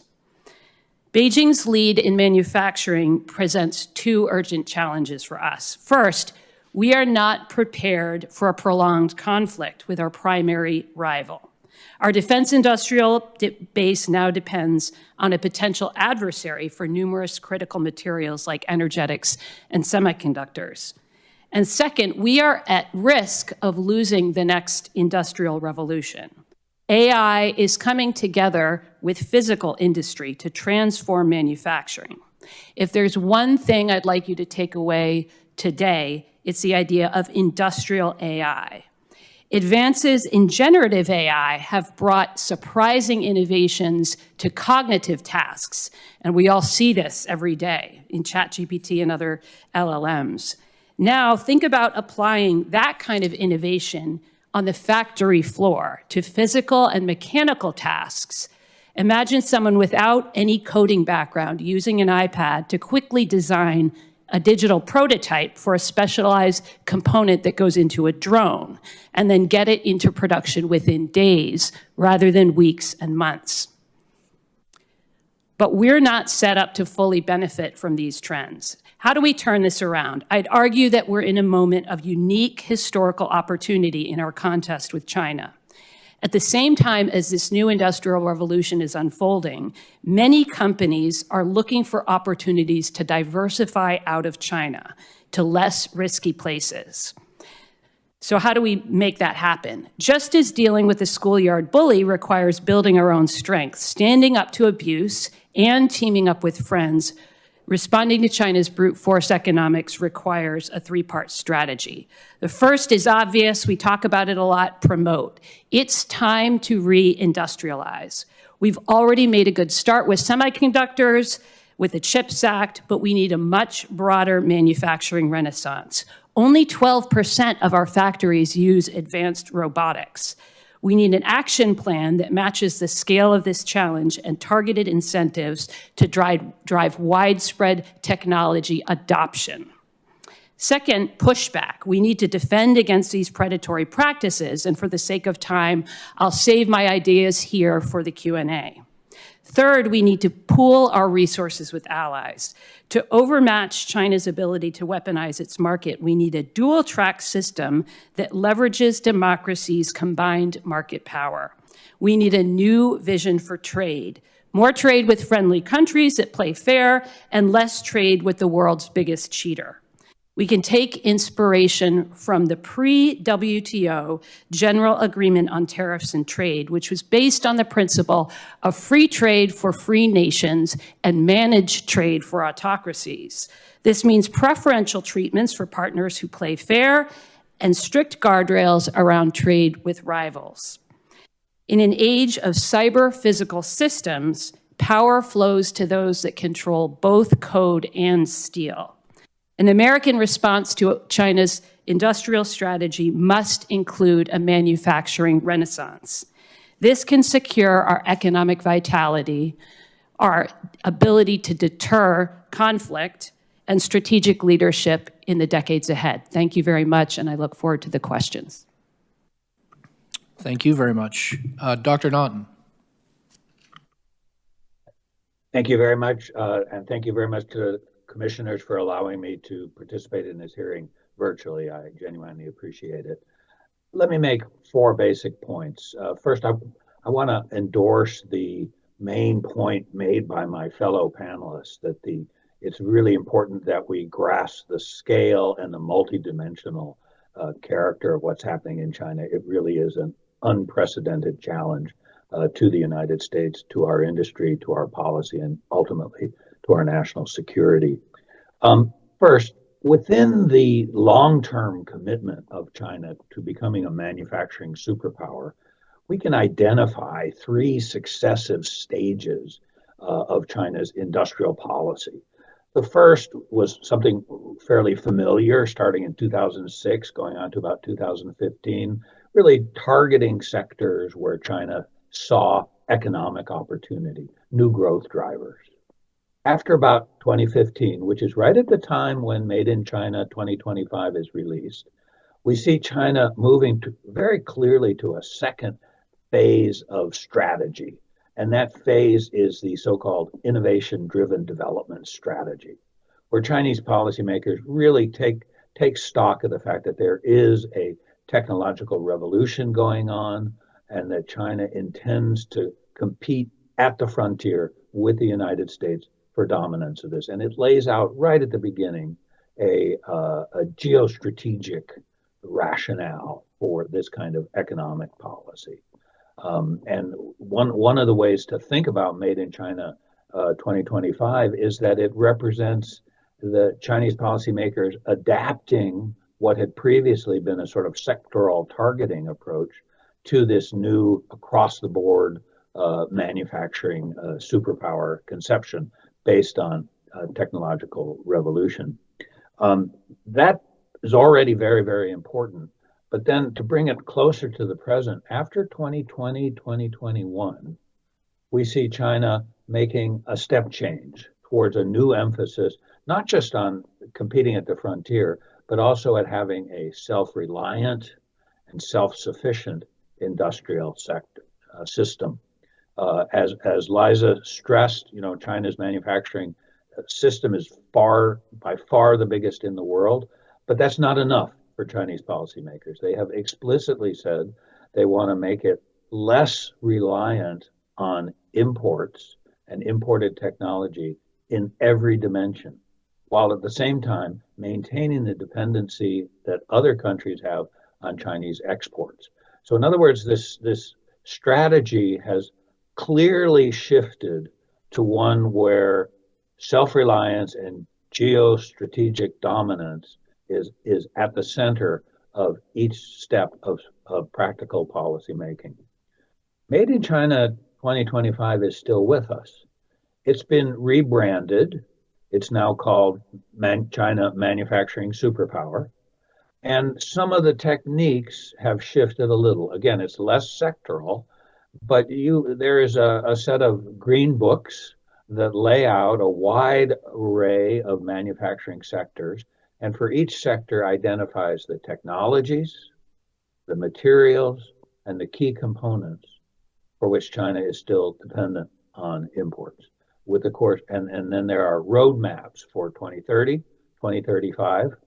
They've learned their lesson. They don't publish quantitative targets for reducing these dependencies, but the clear implications are by 2030, by 2035, or later, China reduces our reliance on imported technologies in these areas.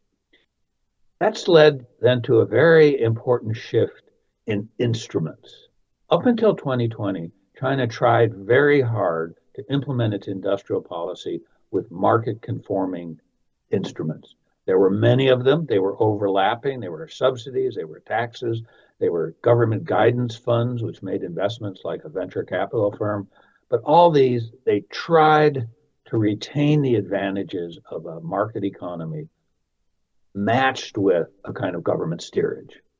What's happened in the last couple of years is that Chinese policymakers have become too impatient, and they are now increasingly pushing top-down government organized forms, which they give creative names to. One is New Style Whole of Nation System for large central government organized programs, and another is innovation consortia that can be organized at the local level or by central government ministries. But these involve the government stepping in, serving as a kind of forceful matchmaker to push firms, research institutes, and service providers together into a new government-steered organization. Final point, all these measures, this increase of priority, definitely creates a very strong challenge for the United States. At the same time, it's important for us to recognize that these are extremely economically costly measures for China. Stepping away from the market costs them a lot. Trying to substitute for higher quality, cheaper imported components costs them a lot. Their focus on becoming a manufacturing superpower makes it much more difficult for them to resolve their housing crisis, which they've now been stumbling through for 3 years. Makes it harder for them to rectify their fiscal system difficulties. So they are definitely paying a cost for these programs, which reflects their priorities. I think they're more concerned with the geostrategic advantages than they are with the economic cost.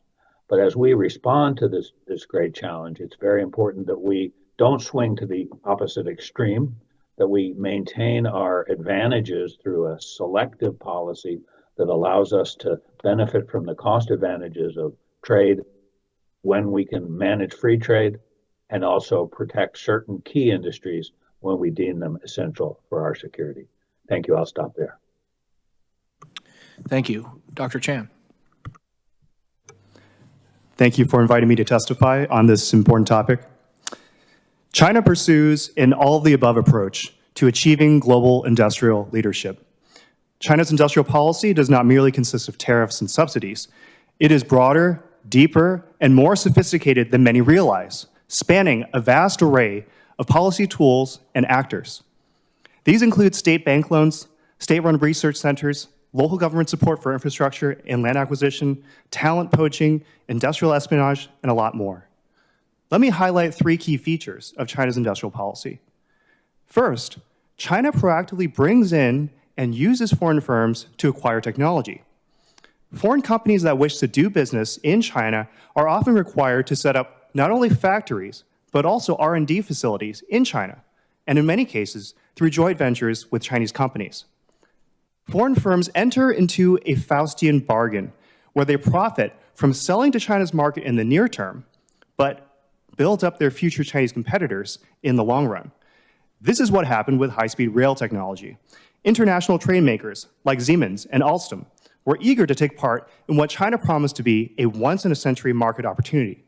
Rather than simply importing foreign bullet trains, China's Ministry of Railways arranged joint ventures between Chinese companies and foreign train makers to build trains in China and share technology and know-how. Over time, China developed what it claimed to be its own Chinese-designed train models and merged its train companies into a single state-owned giant that's now the largest global player in the industry. China also uses foreign firms to turbocharge its own domestic industry. Apple is one example. Over the years, China has pushed Apple to localize its supply chain and develop China's domestic manufacturing ecosystem. Chinese firms like BOE and Lens Technology have been steadily replacing many of Apple's non-Chinese suppliers. Apple even sends engineers to share production techniques with Chinese firms. Today, many of these same Chinese firms supply components to Chinese smartphone makers like Vivo, Xiaomi, and Huawei. Tesla is another example. As it prepared to launch its Shanghai plant, Tesla worked closely with a Chinese-owned equipment maker to develop a massive metal casting machine that it dubbed the Gigapress. These powerful new machines helped to revolutionize auto manufacturing by cutting down on time and costs. These Gigapresses were soon adopted by Chinese electric car companies, enabling them to make cars faster and more cheaply than their industry peers.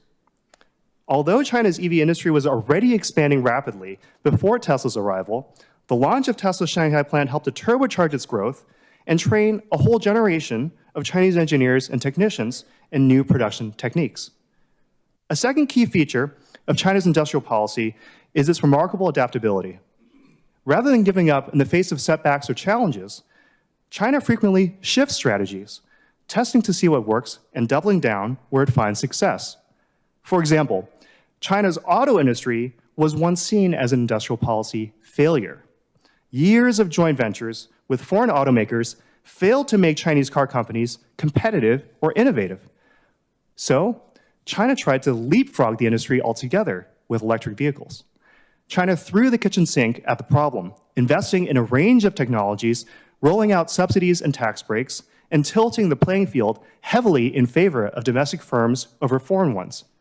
A lot happened at the local level, where city governments bought fleets of public buses that were electric, created EV exemptions for traffic restrictions, and built up charging infrastructure. Private companies like CATL and BYD received significant state support. The success of China's EV industry today is but the latest phase in a long process of trial and error. We see similar policy pivots in China's semiconductor industry. China has tried backing a variety of partnerships with foreign companies. China has launched giant state investment funds that have led to bankruptcies and fraud, but also some success. In the face of export controls from the US, China has explored technical workarounds like advanced packaging and pushed companies to buy domestic chips. DeepSeek's recent breakthroughs in AI are already being used to improve the performance of Huawei's AI chips. A third key feature of China's industrial policy is that it seeks to develop Chinese firms that can compete globally.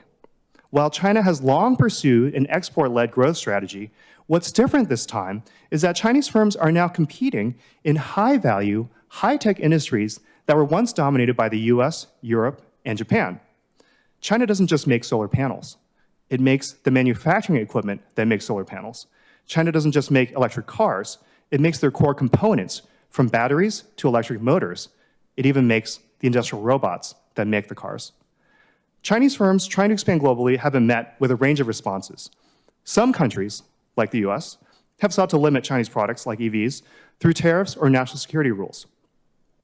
Other countries or regions, like the EU, Brazil, and Turkey, have placed tariffs on Chinese imports while welcoming some forms of Chinese investment. Beijing has taken a tailored approach, encouraging Chinese firms to build factories in friendly countries and holding back investment in others. China's determined efforts to lead the world in a range of critical high-tech industries poses a distinct challenge to the United States. The conventional view of international market competition no longer applies. In a growing number of industries, the United States faces a binary choice: compete intensively or let China dominate. In strategic sectors where the US is dominant or competitive, we should provide policy support to prevent our industries from going under, especially in the face of market volatility. We should also limit the ability of American companies to set up manufacturing and R&D facilities in China when it might result in technology transfer or even for outdated technology. In sectors where we lag behind, like EVs and batteries, we should use industrial policy tools to develop our manufacturing base and acquire technology from industry leaders. This includes turning China's industrial playbook back on itself and using access to our market to get technology from Chinese firms. Ultimately, we must do more to actively support our industries and stay ahead in the intensifying race with China. Thank you. Thank you to all our witnesses again. We will go in reverse alphabetical order, starting with co-chairs. And maybe I'll just pick up your last point there. Reversing the script, flipping the script, and taking a page out of a Chinese playbook to mix my metaphors here. Aren't the Chinese too smart for that? If they invented the playbook and they saw how easily how easily they were able to bring in U.S. talent, technology, JVs, et cetera, what would be the actual practical approach to flipping the script? It's a great question. So you're right. In a way, we exist in an era where this has already been done before, and China pioneered many of the strategies to do so. What we can think about, though, is right now, as we speak, there are Chinese companies investing in plants in other parts of the world, in Europe, in parts of the global south, and even in the United States to a certain extent. And there's a willingness, it seems, to engage in some kind of trade-off or deal, possibly. Now, that being said, there are already efforts, a lot of them informal, to limit the ability of Chinese firms to share, especially what they regard as core technology, like in electric vehicles. So that is clearly going to be, an area of challenge. But there could be some avenue of opportunity in the midst of all that. Thank you. So in other words, they are sort of onto the whole scheme a little bit. Thank you. Dr. Naughton, you described the three phases, starting with targeted sectors, then innovation-driven manufacturing, and now the step change. These, to an uninitiated, uneducated, these seem like they are each new phase is a bit of a higher degree of difficulty to accomplish, and particularly moving to self-reliance, self-sustainability. It seems they are also, part of a global supply chain network and reliant on others, particularly not just our market, but particularly for some input. Can you sort of handicap this step change and how successful they may be, and is this something that we need to actively work against them achieving, and perhaps that means remaining in their supply chains in some areas where we might be tempted to extract ourselves just for the purpose of keeping leverage, et cetera?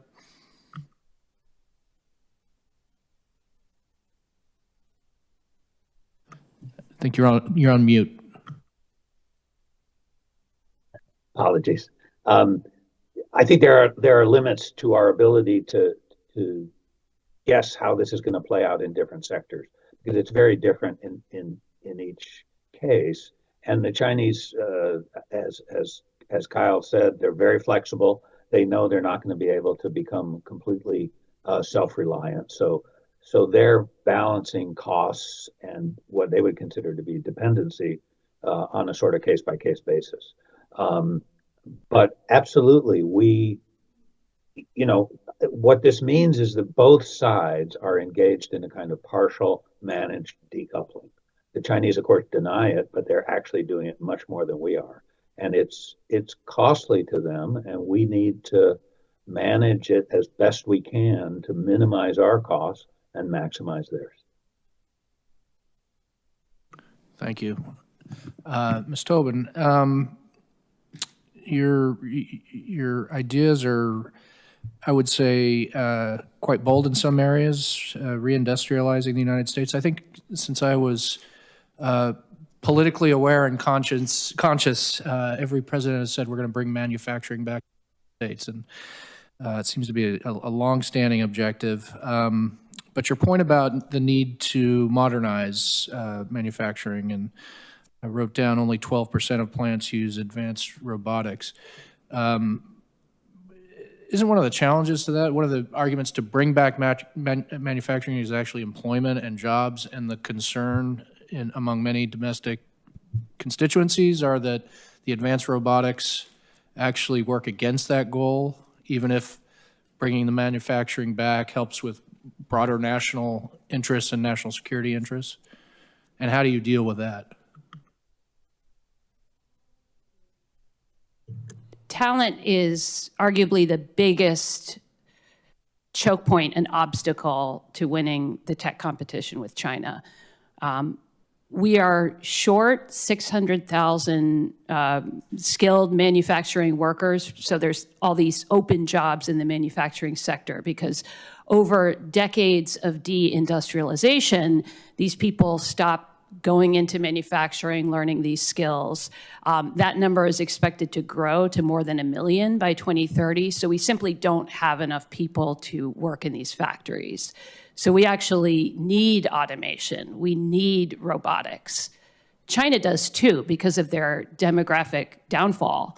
And so they're going gangbusters bringing in the robots because they need them to run these factories. We do too. So I think there's, the issue is the US has more cultural and political hurdles to automation than China does. But for this audience, I think the key recommendations are, look, talent is absolutely key, and we need to be firing on all cylinders. We need to find a path for high-skill immigration reform. We also need to develop our own workforce and put a lot more resources into workforce training and development. I appreciate it. Commissioner Kuiken. Thank you, Commissioner Schriver. Ms. Tobin, one of the ideas that I've tried to sort of get into the bloodstream on Capitol Hill over the years is the idea of sort of reinvigorating the National Defense Education Act, sort of a 2.0 version of it. This is one of the things that we used in the 1950s post-Sputnik. Have you thought at all on this issue? Your workforce training comments, your education comments seem to suggest that this is something that you're sort of arguing for. What's your reaction? So I'm not an expert on the NDAA, but just again to return to the point of if this is about national focus on training up a workforce for manufacturing, then I'm all in support of that. I think that over the decades, we've trended away from thinking about this career as something that young people want to go into. And in fact, manufacturing jobs of the future in these future factories that we're imagining look very different than they looked in previous decades. These are software jobs. These are, again, industrial AI. These are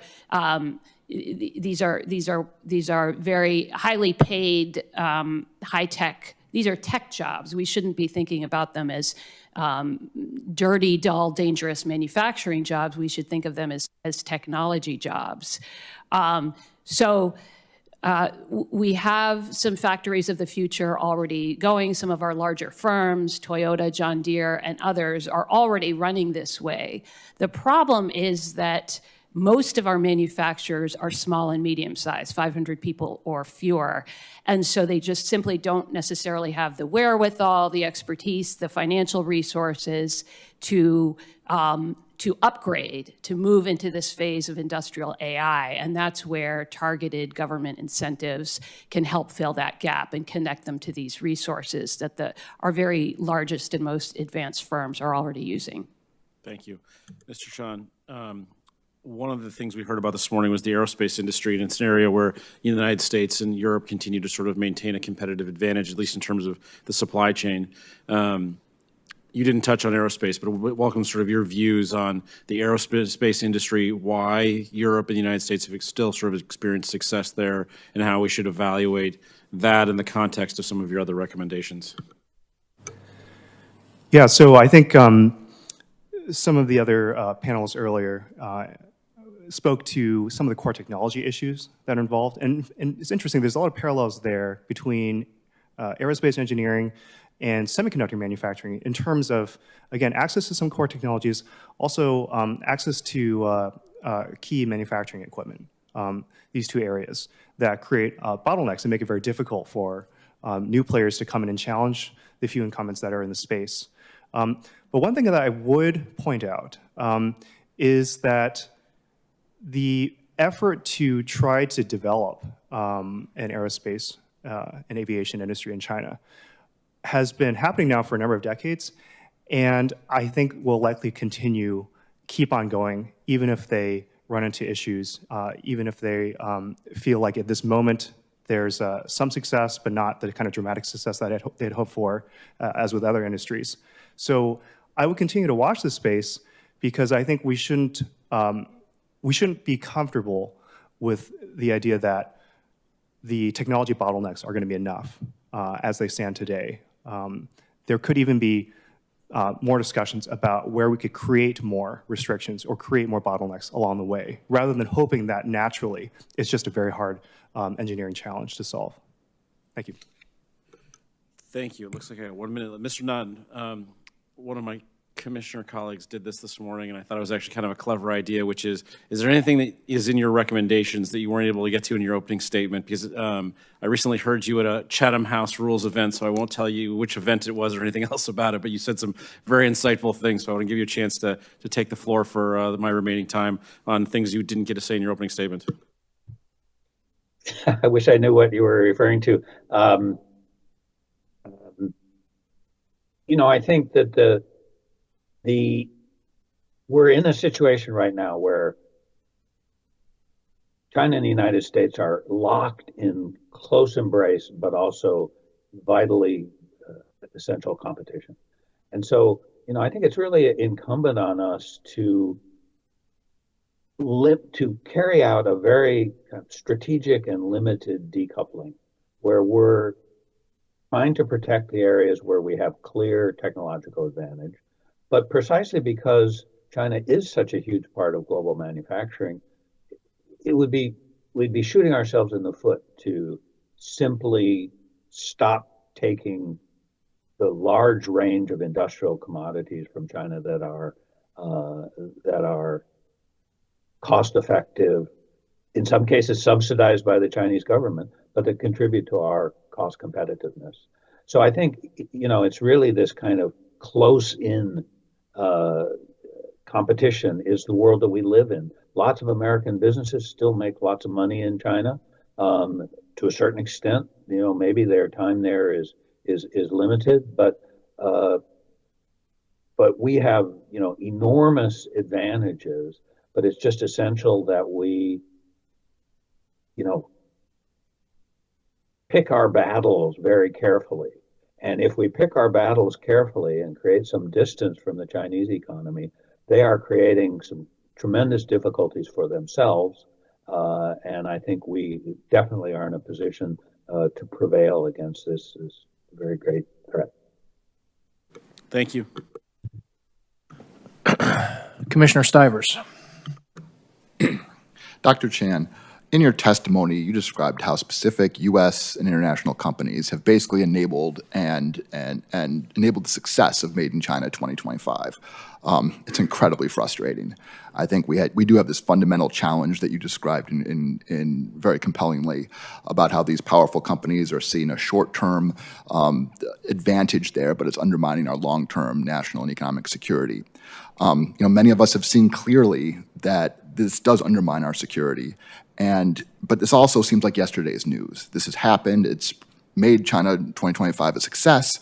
What sectors or companies should we be looking at moving forward? Are there particular areas that Congress can shine the light on?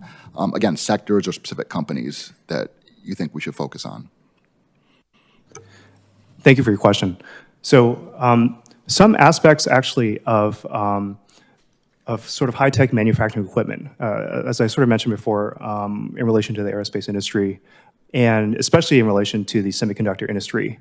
But elsewhere, the U.S. is actually still at the cutting edge in many respects for sort of the actual manufacturing equipment itself. That's one area that I think you will get fewer household names like Apple, but those are the sort of enabling sort of like, not quite foundational technologies, but they're sort of the enabling technologies that allow for this broader manufacturing capacity at the high end. So I think it would be useful to do a more thorough review to figure out exactly which of these companies exist in the US, what their financial or economic conditions are, to what extent are they in a precarious state? Could they use our help?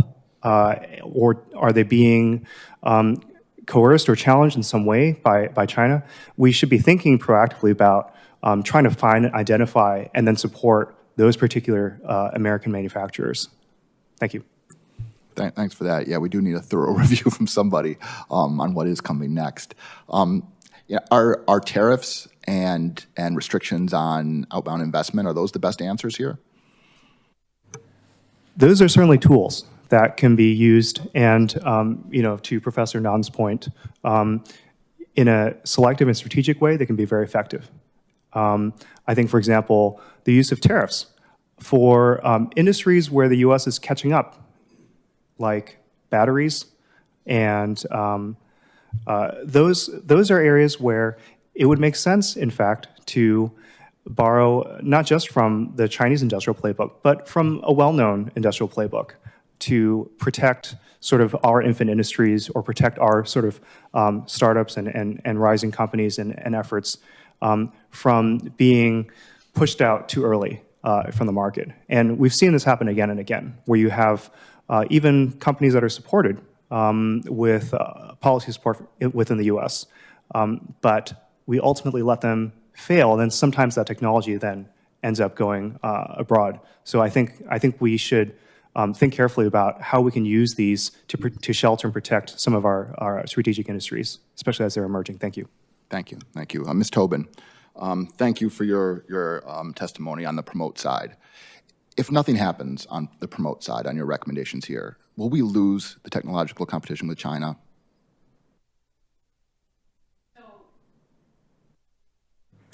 Yeah, I think the point I really want to get across is that manufacturing is this cross-cutting sector that is an enabler to all of these other critical and emerging technologies that we care about, from biotechnology to semiconductors to quantum to material science to robotics to all the rest. We still have the opportunity to get this right, but I think this window is narrowing quickly.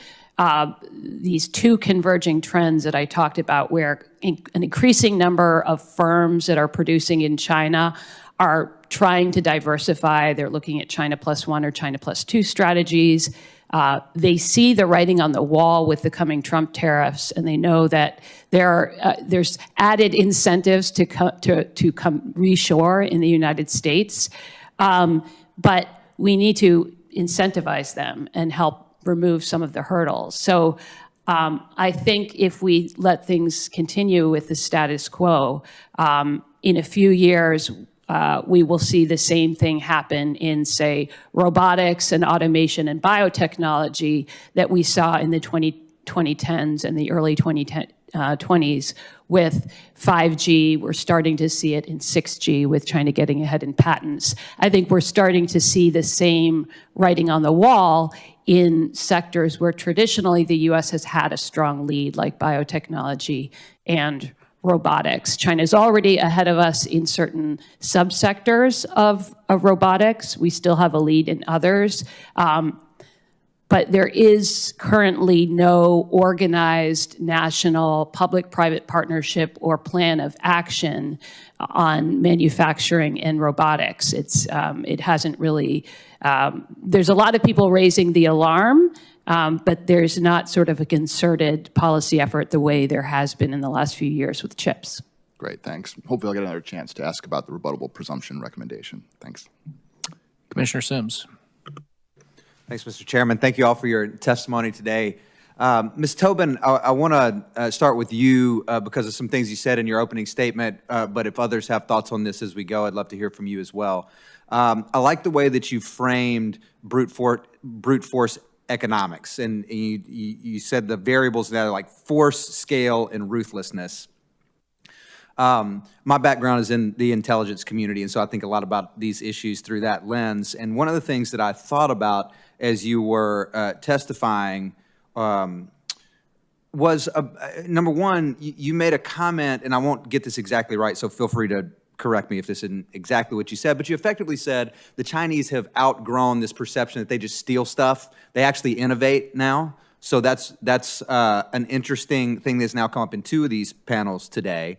But what it makes me think of is China stole so much of our stuff for so long. They still steal our stuff all the time.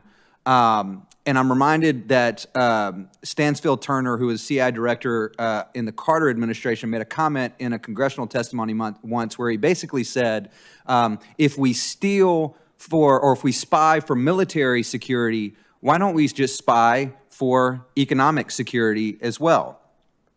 And so when I think about Chinese advantages over us, I think this word ruthlessness really sticks with me because they are ruthless in ways that we aren't, and this is one of those areas. So my question is, now that they are innovating, should we give strong consideration to ramping up our own economic espionage and stealing from them? And is that a moral question? If the answer is no to that, is that a moral judgment or is that an effectiveness judgment that it just would not help us? It's a long-winded question, but I'd be curious your thoughts on that.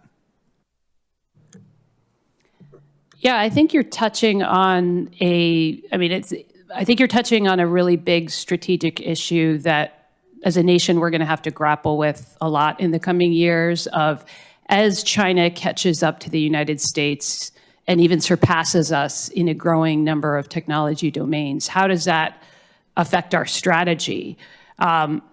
The Chinese think of all of these things comprehensively, and they think in terms of comprehensive national power, and technology is one of the metrics, and economics is another, and military is another. And as they assess that their own comprehensive national power is increasing, that feeds back into their strategy-making process. And there's a delay, but I think as they catch up and surpass us in more and more domains, we're going to maybe see some changes of strategic assumptions. I think we do need to have our intelligence agencies have eyes and ears on the ground in China. It's a very hard target. It's a very challenging environment. But I think given how the Chinese have blurred the lines between military and civil, between dual-use technologies, we need to be up to speed on what they're doing. So, but not just being up to speed. Should we steal their stuff? Should we steal it? It's what they've been doing to us. Should we steal it and use it for the economic benefit of the United States? I think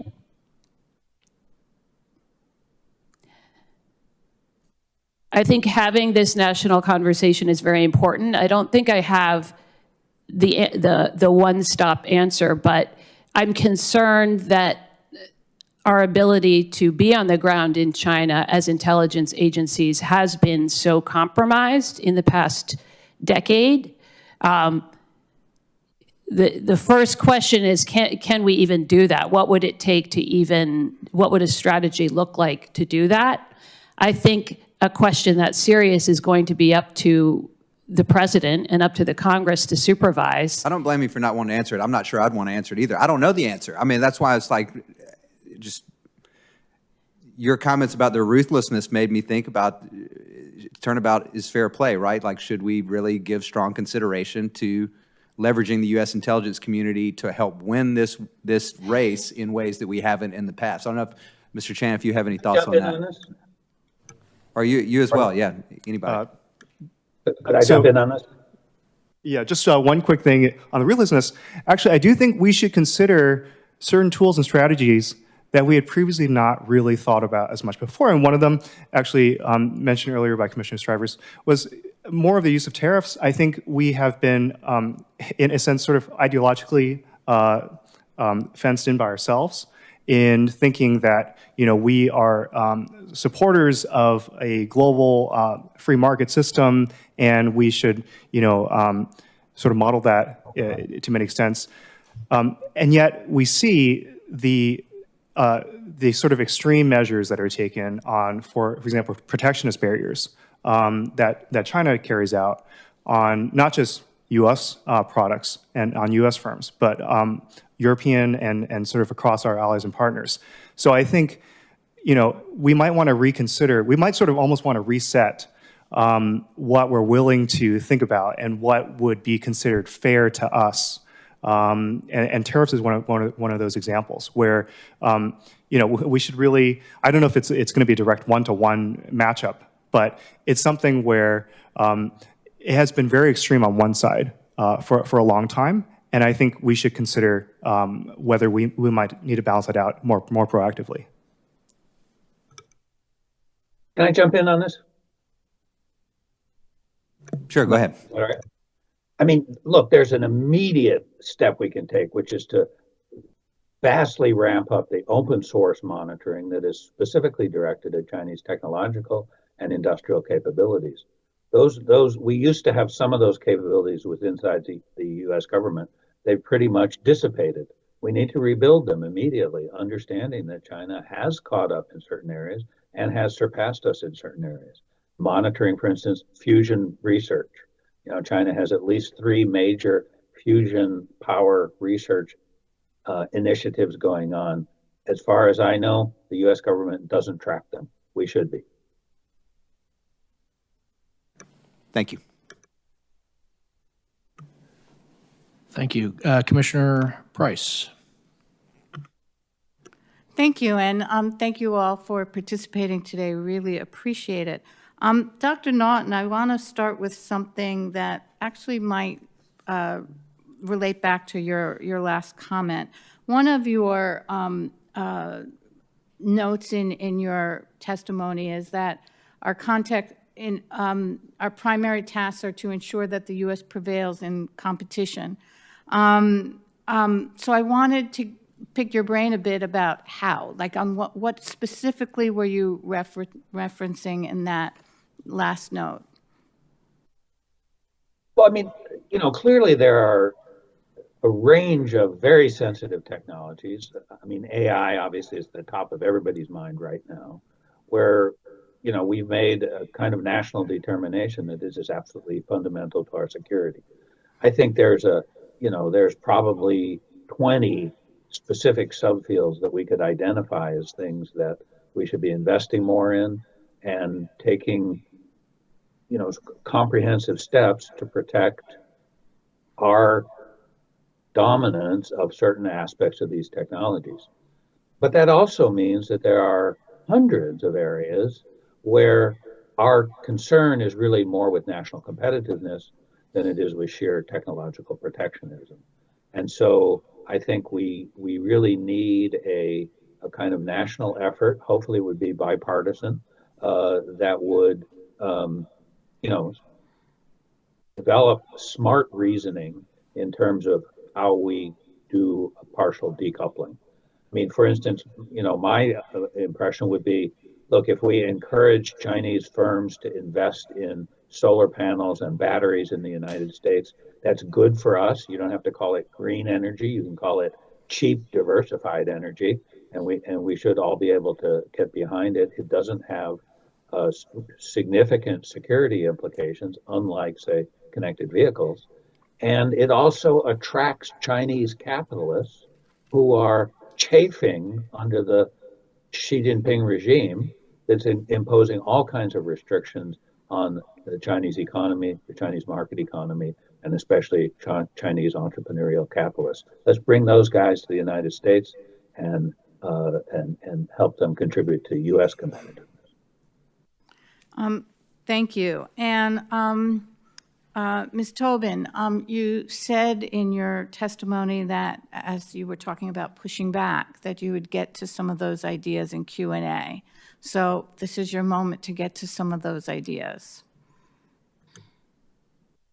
Sure, thank you. So I think, you know, one thing that's on everybody's minds these days is DeepSeek and the questions that the Chinese launch of DeepSeek, very coincidentally, on the day that we inaugurated a new president, is what does this say about U.S. export controls? And in my mind, this only strengthens the case for doing everything we can to strengthen and protect and leverage the American advantage in hardware for AI. And that's, of course, the advanced AI chips and the data centers. So DeepSeek made some impressive advances in some aspects of AI innovation. There's different ways to innovate in AI on the training side, and that's where our advantages in chips really matters. But DeepSeek's innovations were more on the inference side, so post-training when these models are doing the thinking. And they already had access to US semiconductors. Some they got through smuggling, some they got through before the controls were in place, and some they got legally. The NVIDIA H20 chip is still available for sale, and DeepSeek was using that. The point here is that we still need to strengthen and expand the export controls on chips. This is one of our key choke point advantages over China.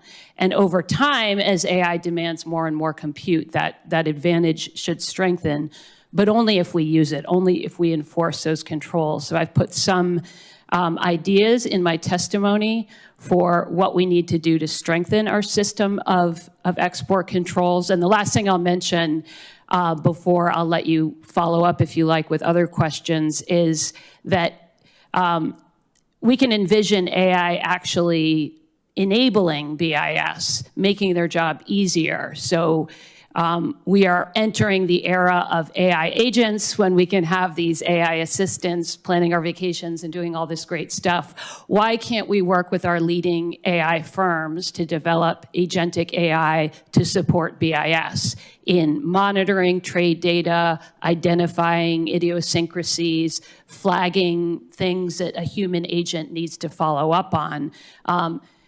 BIS and our government agencies should be all over this, but they need support and the resources to do so. Thank you. Commissioner Miller. Thank you.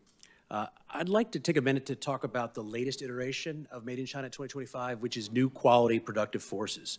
As you are all well aware, this was a Xi Jinping mantra that became a program that was adopted by the NPC and then by the Third Plenum, and essentially represents a whole of government effort to manufacture more, to produce more, to export more, particularly of advanced technologies.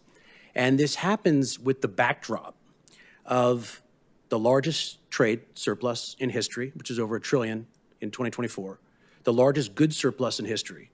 And by 2030, if nothing is done here, the UN projects that global manufacturing value add will be 45% Chinese by 2030. These numbers are eye-popping. This seems extremely aggressive, and it seems potentially destabilizing to the global economy. So my question is, Why do you think Beijing thinks they can get away with this? Is their expectation that the world is just going to smile and accept these trends indefinitely? Do you think that they believe there is no other reasonable choice? I'd be curious to hear each of the panelists' response to this. Perhaps, Ms. Tobin, you start. Thanks. It's a great question. They have gotten away with it before. We saw the China shock story before. Obviously, China was a smaller economy. You've made the point with great data that it's now, 10x, 100x, choose your X. But they got away with it for 20 years. The CCP will respond to strength. They will keep pushing. They will keep pushing their overcapacity on the world as long as we let them. And so this is why it's encouraging to see nascent signs of countries taking action to protect themselves, put up tariff barriers and others. But, it's not enough. I think that once a number of large economies, and here the United States and the EU and Japan and Korea and others are key, if all of us are starting to put up these barriers and say no, that will get Xi Jinping's attention. But certainly I don't think he sees a serious enough resistance and pushback to make him think about changing this strategy. Once his technology is integrated into the world, we've seen how hard it is to get rid of TikTok. We've seen how hard it is to get rid of Huawei around the world. And so once it gets entangled, it's hard to push out. And that's why we need to get ahead of the sectors where they haven't yet dominated. Dr. Chan. Yeah, it is the big question that we're facing right now. And I think one thing that I would point out is that not only have they gotten away with it for a long time now, but I think there's a sense in Beijing that they've built up what has become a kind of mutually reinforcing industrial base. What I mean by that is across not just one sector or one industry, and not even just across the distinct industries or sectors targeted by, say, Made in China 2025, but across a huge range of overlapping manufacturing and high-tech areas. From, again, you can list the ones in Made in China 2025, you can actually list some of the new emerging ones. I think they have a sense that that creates sort of a self-reinforcing process that makes it very hard for other countries to sort of compete. And we are seeing this already in a number of emerging technologies, emerging industries that build on China's existing strengths. One is, for example, drones, drone delivery, sort of the rise of this so-called low-altitude economy that builds off of existing strength in China in drones, commercial drones in particular, sensors, sensor fusion technology, which is overlaps with AI more broadly, as well as a lot of the sort of microelectronics, semiconductors as well. So you can see all that coalesce together in a almost sort of head start in a new industry like low altitude, like drone delivery.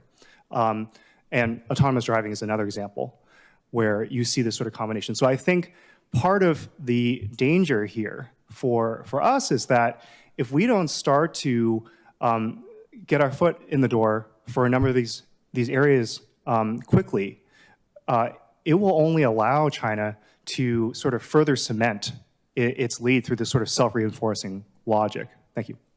Thank you. Dr. Nan, before I know. Yeah, I think we can go a step further. I think the Chinese policymakers envision a bifurcated world where China is the central manufacturing power with close relations with all of the third world and lots of countries that are sort of in between the US and EU. In other words, they envision being, having persistent high-tech manufacturing surpluses that are compensated for by raw materials and labor-intensive goods that are coming from the third world.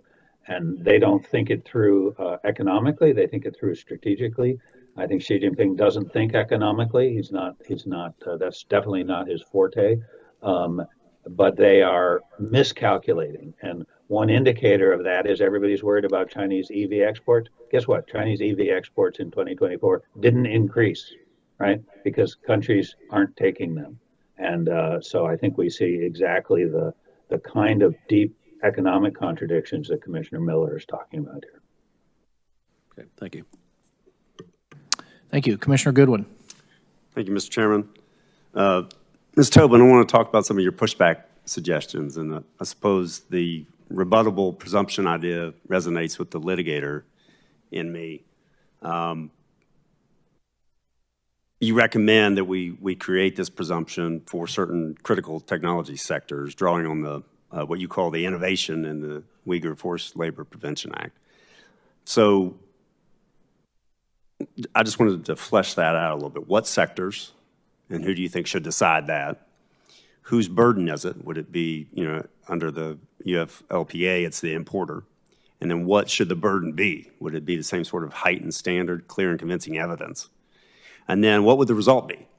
Would it simply be access, or would it be, as you said in your written testimony, access to certain lower trade barriers? And then finally, who decides?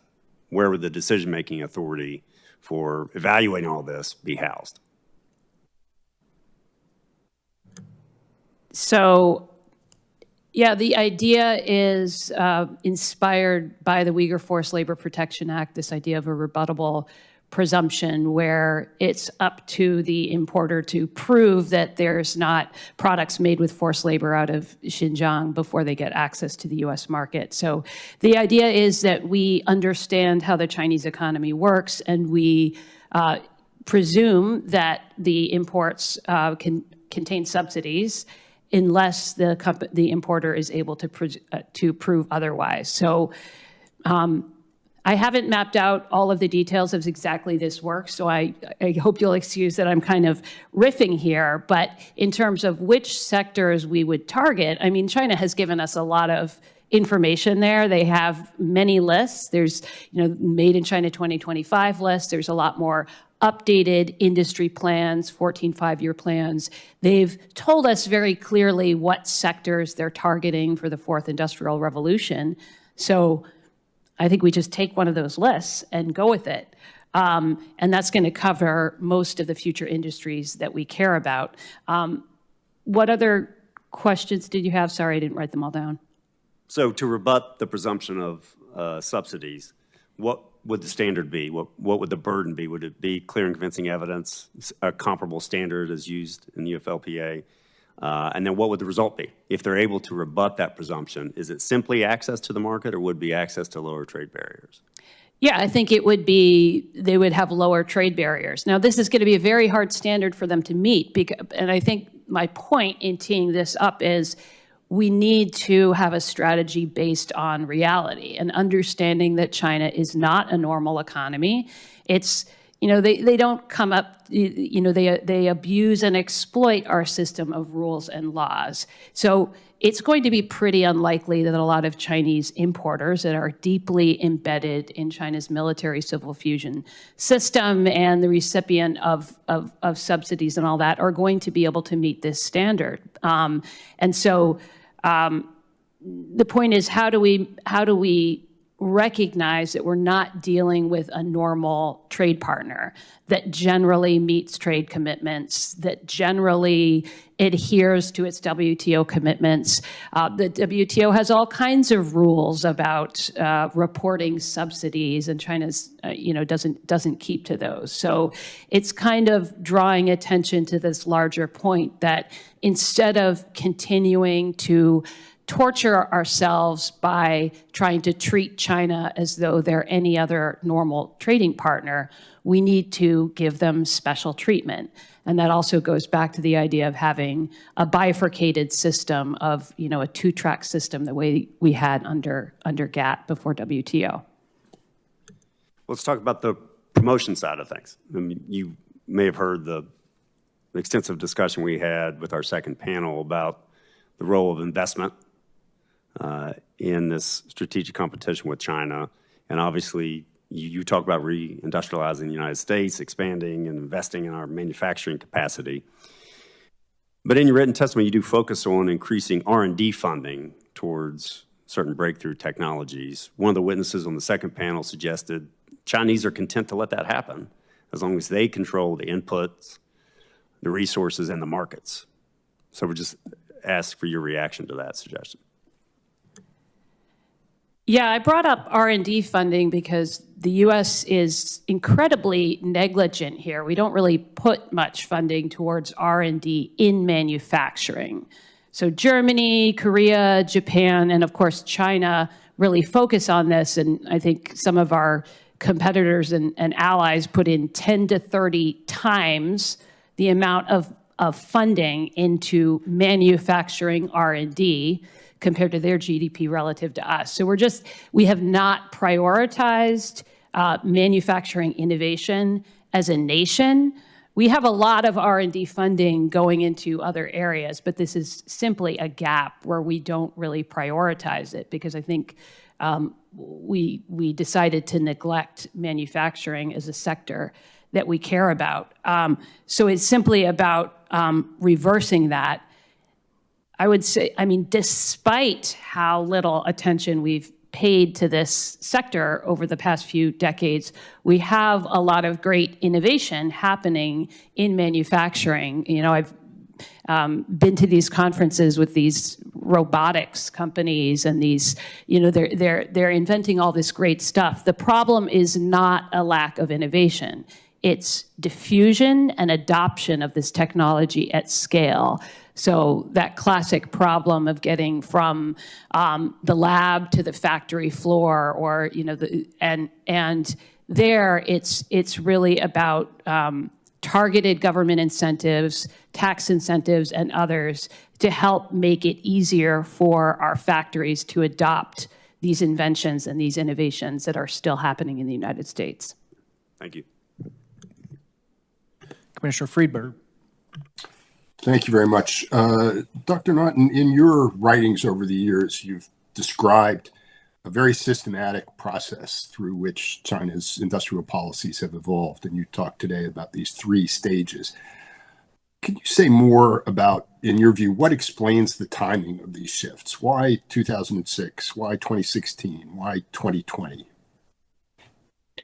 Sure. I mean, I think the first turn, and one of the reasons maybe it sort of caught us napping a little bit, was that the first turn in 2006 was really kind of natural and a sort of more of a light touch industrial policy that came after China had exhausted this, you know, this explosive growth period when people are moving off the farm and into factories producing cheap goods. So that all made sense, you know, and I don't think it was particularly alarming to us at the time. But after 2016, as these, you know, on the one hand, you have Xi Jinping pushing a much more dangerous strategic vision, and you also have their conviction, which I think we share, that there really is a technological revolution going on. So for all these reasons, China really decided that their long-term vision of greatness, of dominance, would be realized through, you know, this manufacturing superpower strategy that I think, you know, Liza really captures the urgency with which it's been pursued in the last decade. Thank you. Would it be fair to say that each of these phases has been driven in whole or in part by strategic considerations, geopolitical calculations, as compared to concerns about national welfare and economic growth? And you say this specifically about 2016, the IDDS. 2020, it looks like that's also the case. Are we looking at something which appears to be, or which perhaps we interpret as economic strategy, which is not, in fact, purely economic strategy? I think we have to conclude that. I mean, of course, we can't see inside Xi Jinping's mind. We don't know how he trades off these different factors, but certainly he seems to be driven by a strategic vision that is, he's willing to override economic considerations. I mean, China, I have, you know, maybe compared to the other panelists, I would emphasize a little bit more that some of China's technological achievements really are market-driven, but layered on top of that is this, just as you say, this strategic impetus, which is what makes it so much more threatening to us. We have to take it seriously. You mentioned, you described the goal of the current phase as being an ambitious policy to reproduce in China as many elements of a modern production system as possible.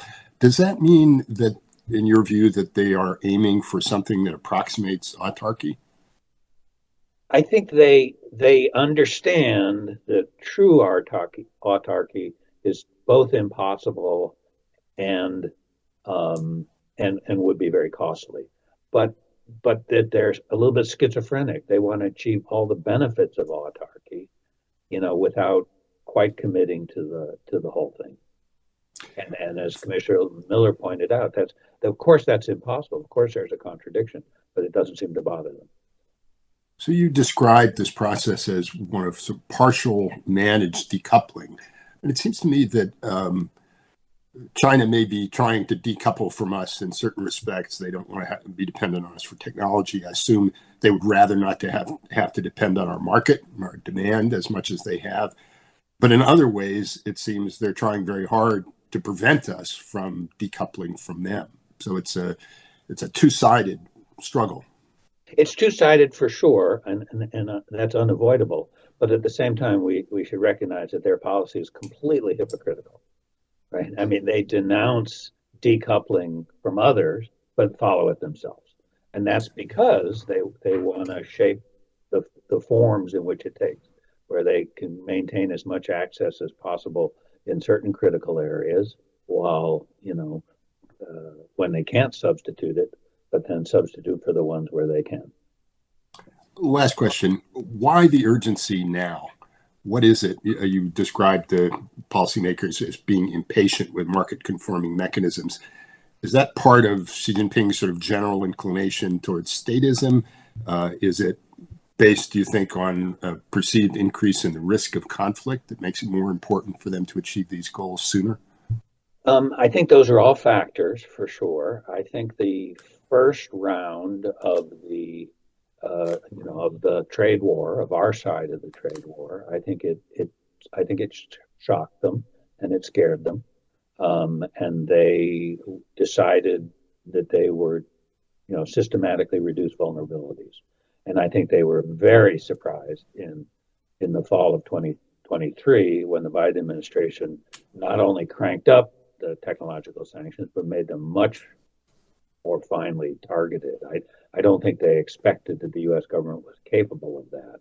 And so when it happened, that led to an even further sense of urgency on their part. Thank you very much. Commissioner Brands.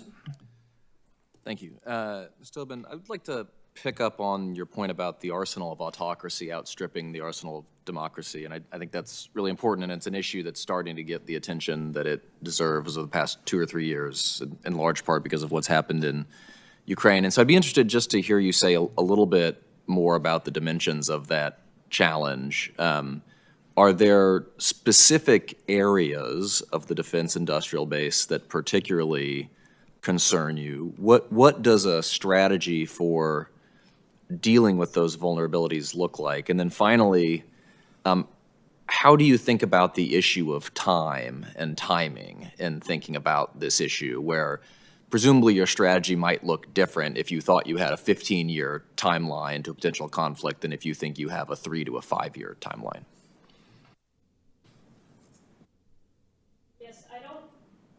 I don't think there is a sharp distinction between our manufacturing industrial base as a whole and the arsenal of democracy or our defense industrial base. I think the innovations that I'm so excited about, this industrial AI, offers potential. Some of the cutting-edge applications are absolutely dual use or have military applications. I met with companies that are designing these factories of the future that can quickly produce parts for drones, for aerospace, for automotive, all of these things are dual use. And again, the problem is not coming up with creative ways to do this, coming up with innovations. The problem is scaling, and then there's a whole other set of problems with government organization and procurement. And so the question, what we need to do, I think, is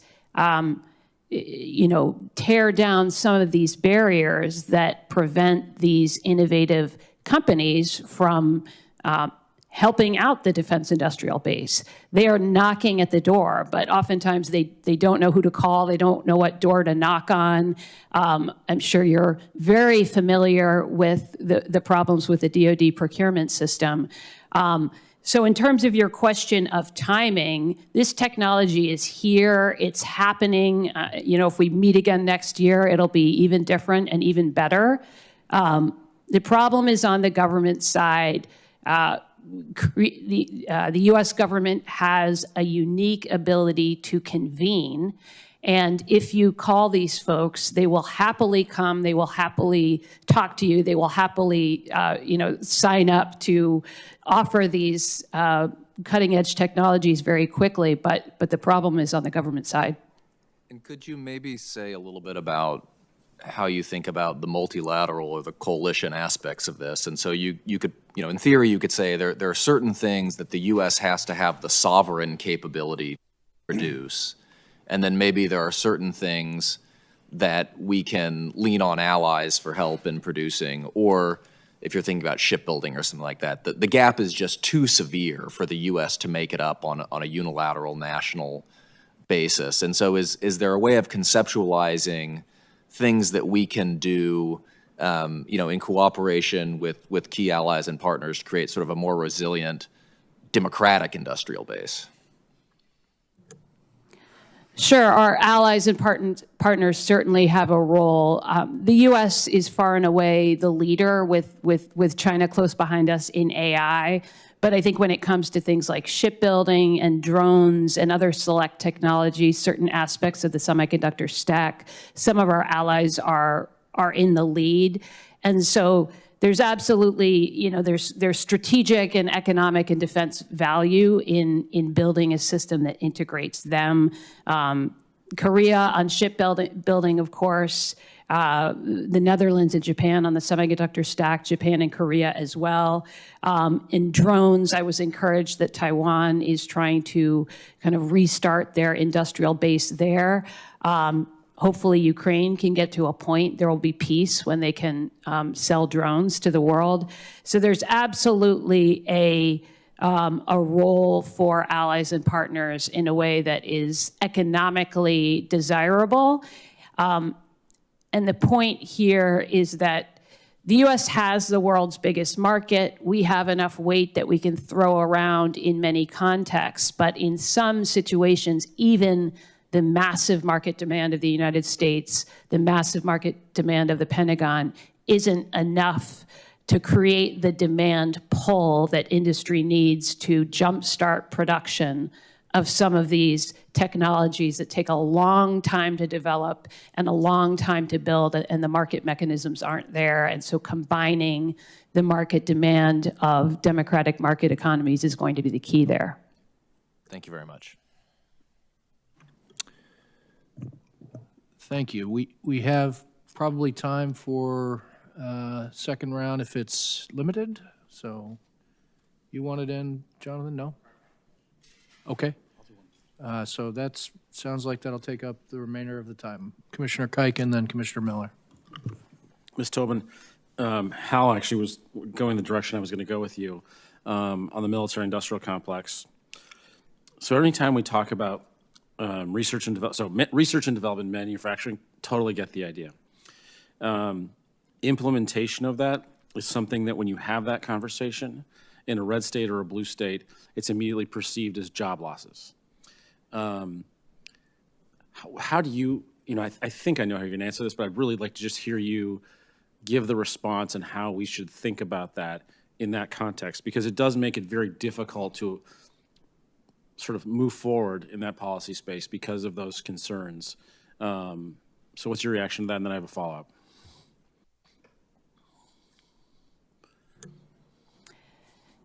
The job losses have already occurred. They were lost years ago to China. And so where we are now is not having the workers we need to fill these factories. And so we need an all-of-the-above approach. It's clearly a very sensitive political issue. Automation, the word kind of triggers an allergic reaction in some quarters. I think we need a public-private marketing campaign to envision what these very technology-oriented manufacturing jobs look like, and get people excited. And this is everything from apprenticeships to industry-sponsored training programs. There's a lot of small-scale things happening, but the problem is they're quite dispersed. Some things happen at the local level, the state level, some federal programs. No one's got the stick. We don't have a national advocate for manufacturing workforce. And so we don't have someone kind of telling this positive story of what this can look like. So I think instead of sort of framing all of this in terms of job losses, we have to develop this positive narrative between industry and government and go out and pound the pavement with it. There's a ton of energy around the idea of revitalizing and improving the defense industrial base, which is something that Commissioner Brands was just talking about. I think what's been happening over the last few years is we're pouring money into shipyards and some of these facilitization issues. But my sense is that we're not pouring money into some of the very things that you talked about, which would actually deliver capability faster than the sort of efforts that we're pushing. Well, I'd like your reaction to that one. And then the second one, I'm not sure if you're able to do this, but what have you seen as you've looked at this problem as to how China is approaching advanced manufacturing in shipyards, in their military industrial, or in their defense industrial base? Are you seeing them deploying advanced manufacturing capabilities? I assume you are. Would you like your reaction there as well?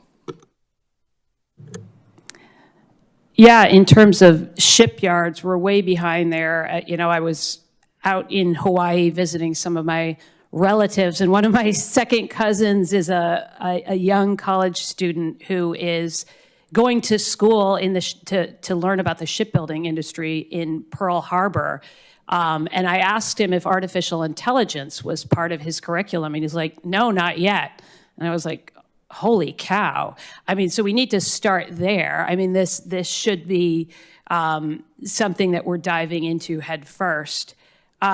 China is absolutely all over this. So a few years ago, again, to come back to robotics, they were behind in robotics. They were a net massive importer. They were importing robots mainly from Japan and Germany and other places. They still are dependent on robots, but they're starting to fill the gap and import less and less and start to deploy their own industrial robots. They are vigilantly focused on the fourth industrial revolution. The issue is they've been working at this for decades, so they have a massive and very sophisticated industrial base. And when you are working on the factory floor, you naturally find innovative process innovation, ways to do things better. So they're all over that. In terms of pouring money into the right thing, again, I keep kind of coming back to the small and medium-sized enterprises, but we need to give these guys a break, just make it tax incentives for taking on these digital systems and getting the training, getting the infrastructure, the software packages, this adaptation to become digital, to enter the 21st century and to integrate AI and digital technologies in both existing factories and new factories. That's not a lot of money. We're not talking about another CHIPS Act. That would be nice, but you could do this for a whole lot less. Thank you. We are just about at time, but Commissioner Miller, I think you can close us out. Sure. I would love to ask for an additional 45 minutes to dig deeper into Ms. Tobin's pushback strategies, which I note are very much the same strategies identified as critical in our key economic strategies hearing last year. But I won't do that, mindful of time. I do want to ask a final question, though, that we asked of the other two panels of experts. A very simple, very brief response only. How would you best characterize export controls on key technologies in the areas of your expertise? Would you call them absolutely critical, useful, not important, or counterproductive? Each one of you, just very briefly. Who'd like to start? Essential. Okay. Absolutely critical. I agree. Critical. Thank you all.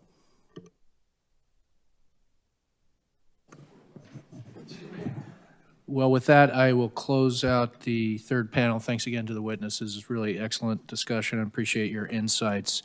And now it's time for Commissioner Kuiken's 45-minute closing statements. Hopefully it'll be less than 45 seconds in closing. Thank you again to all of our witnesses for their excellent testimonies today. You can find those testimonies as well as a recording of the hearing on our website, uscc.gov. I'd like to note that the Commission's next hearing will take place on Thursday, February 20th. The hearing title is An Axis of Autocracy, China's Relations with Russia, Iran, and North Korea. And with that, we adjourn.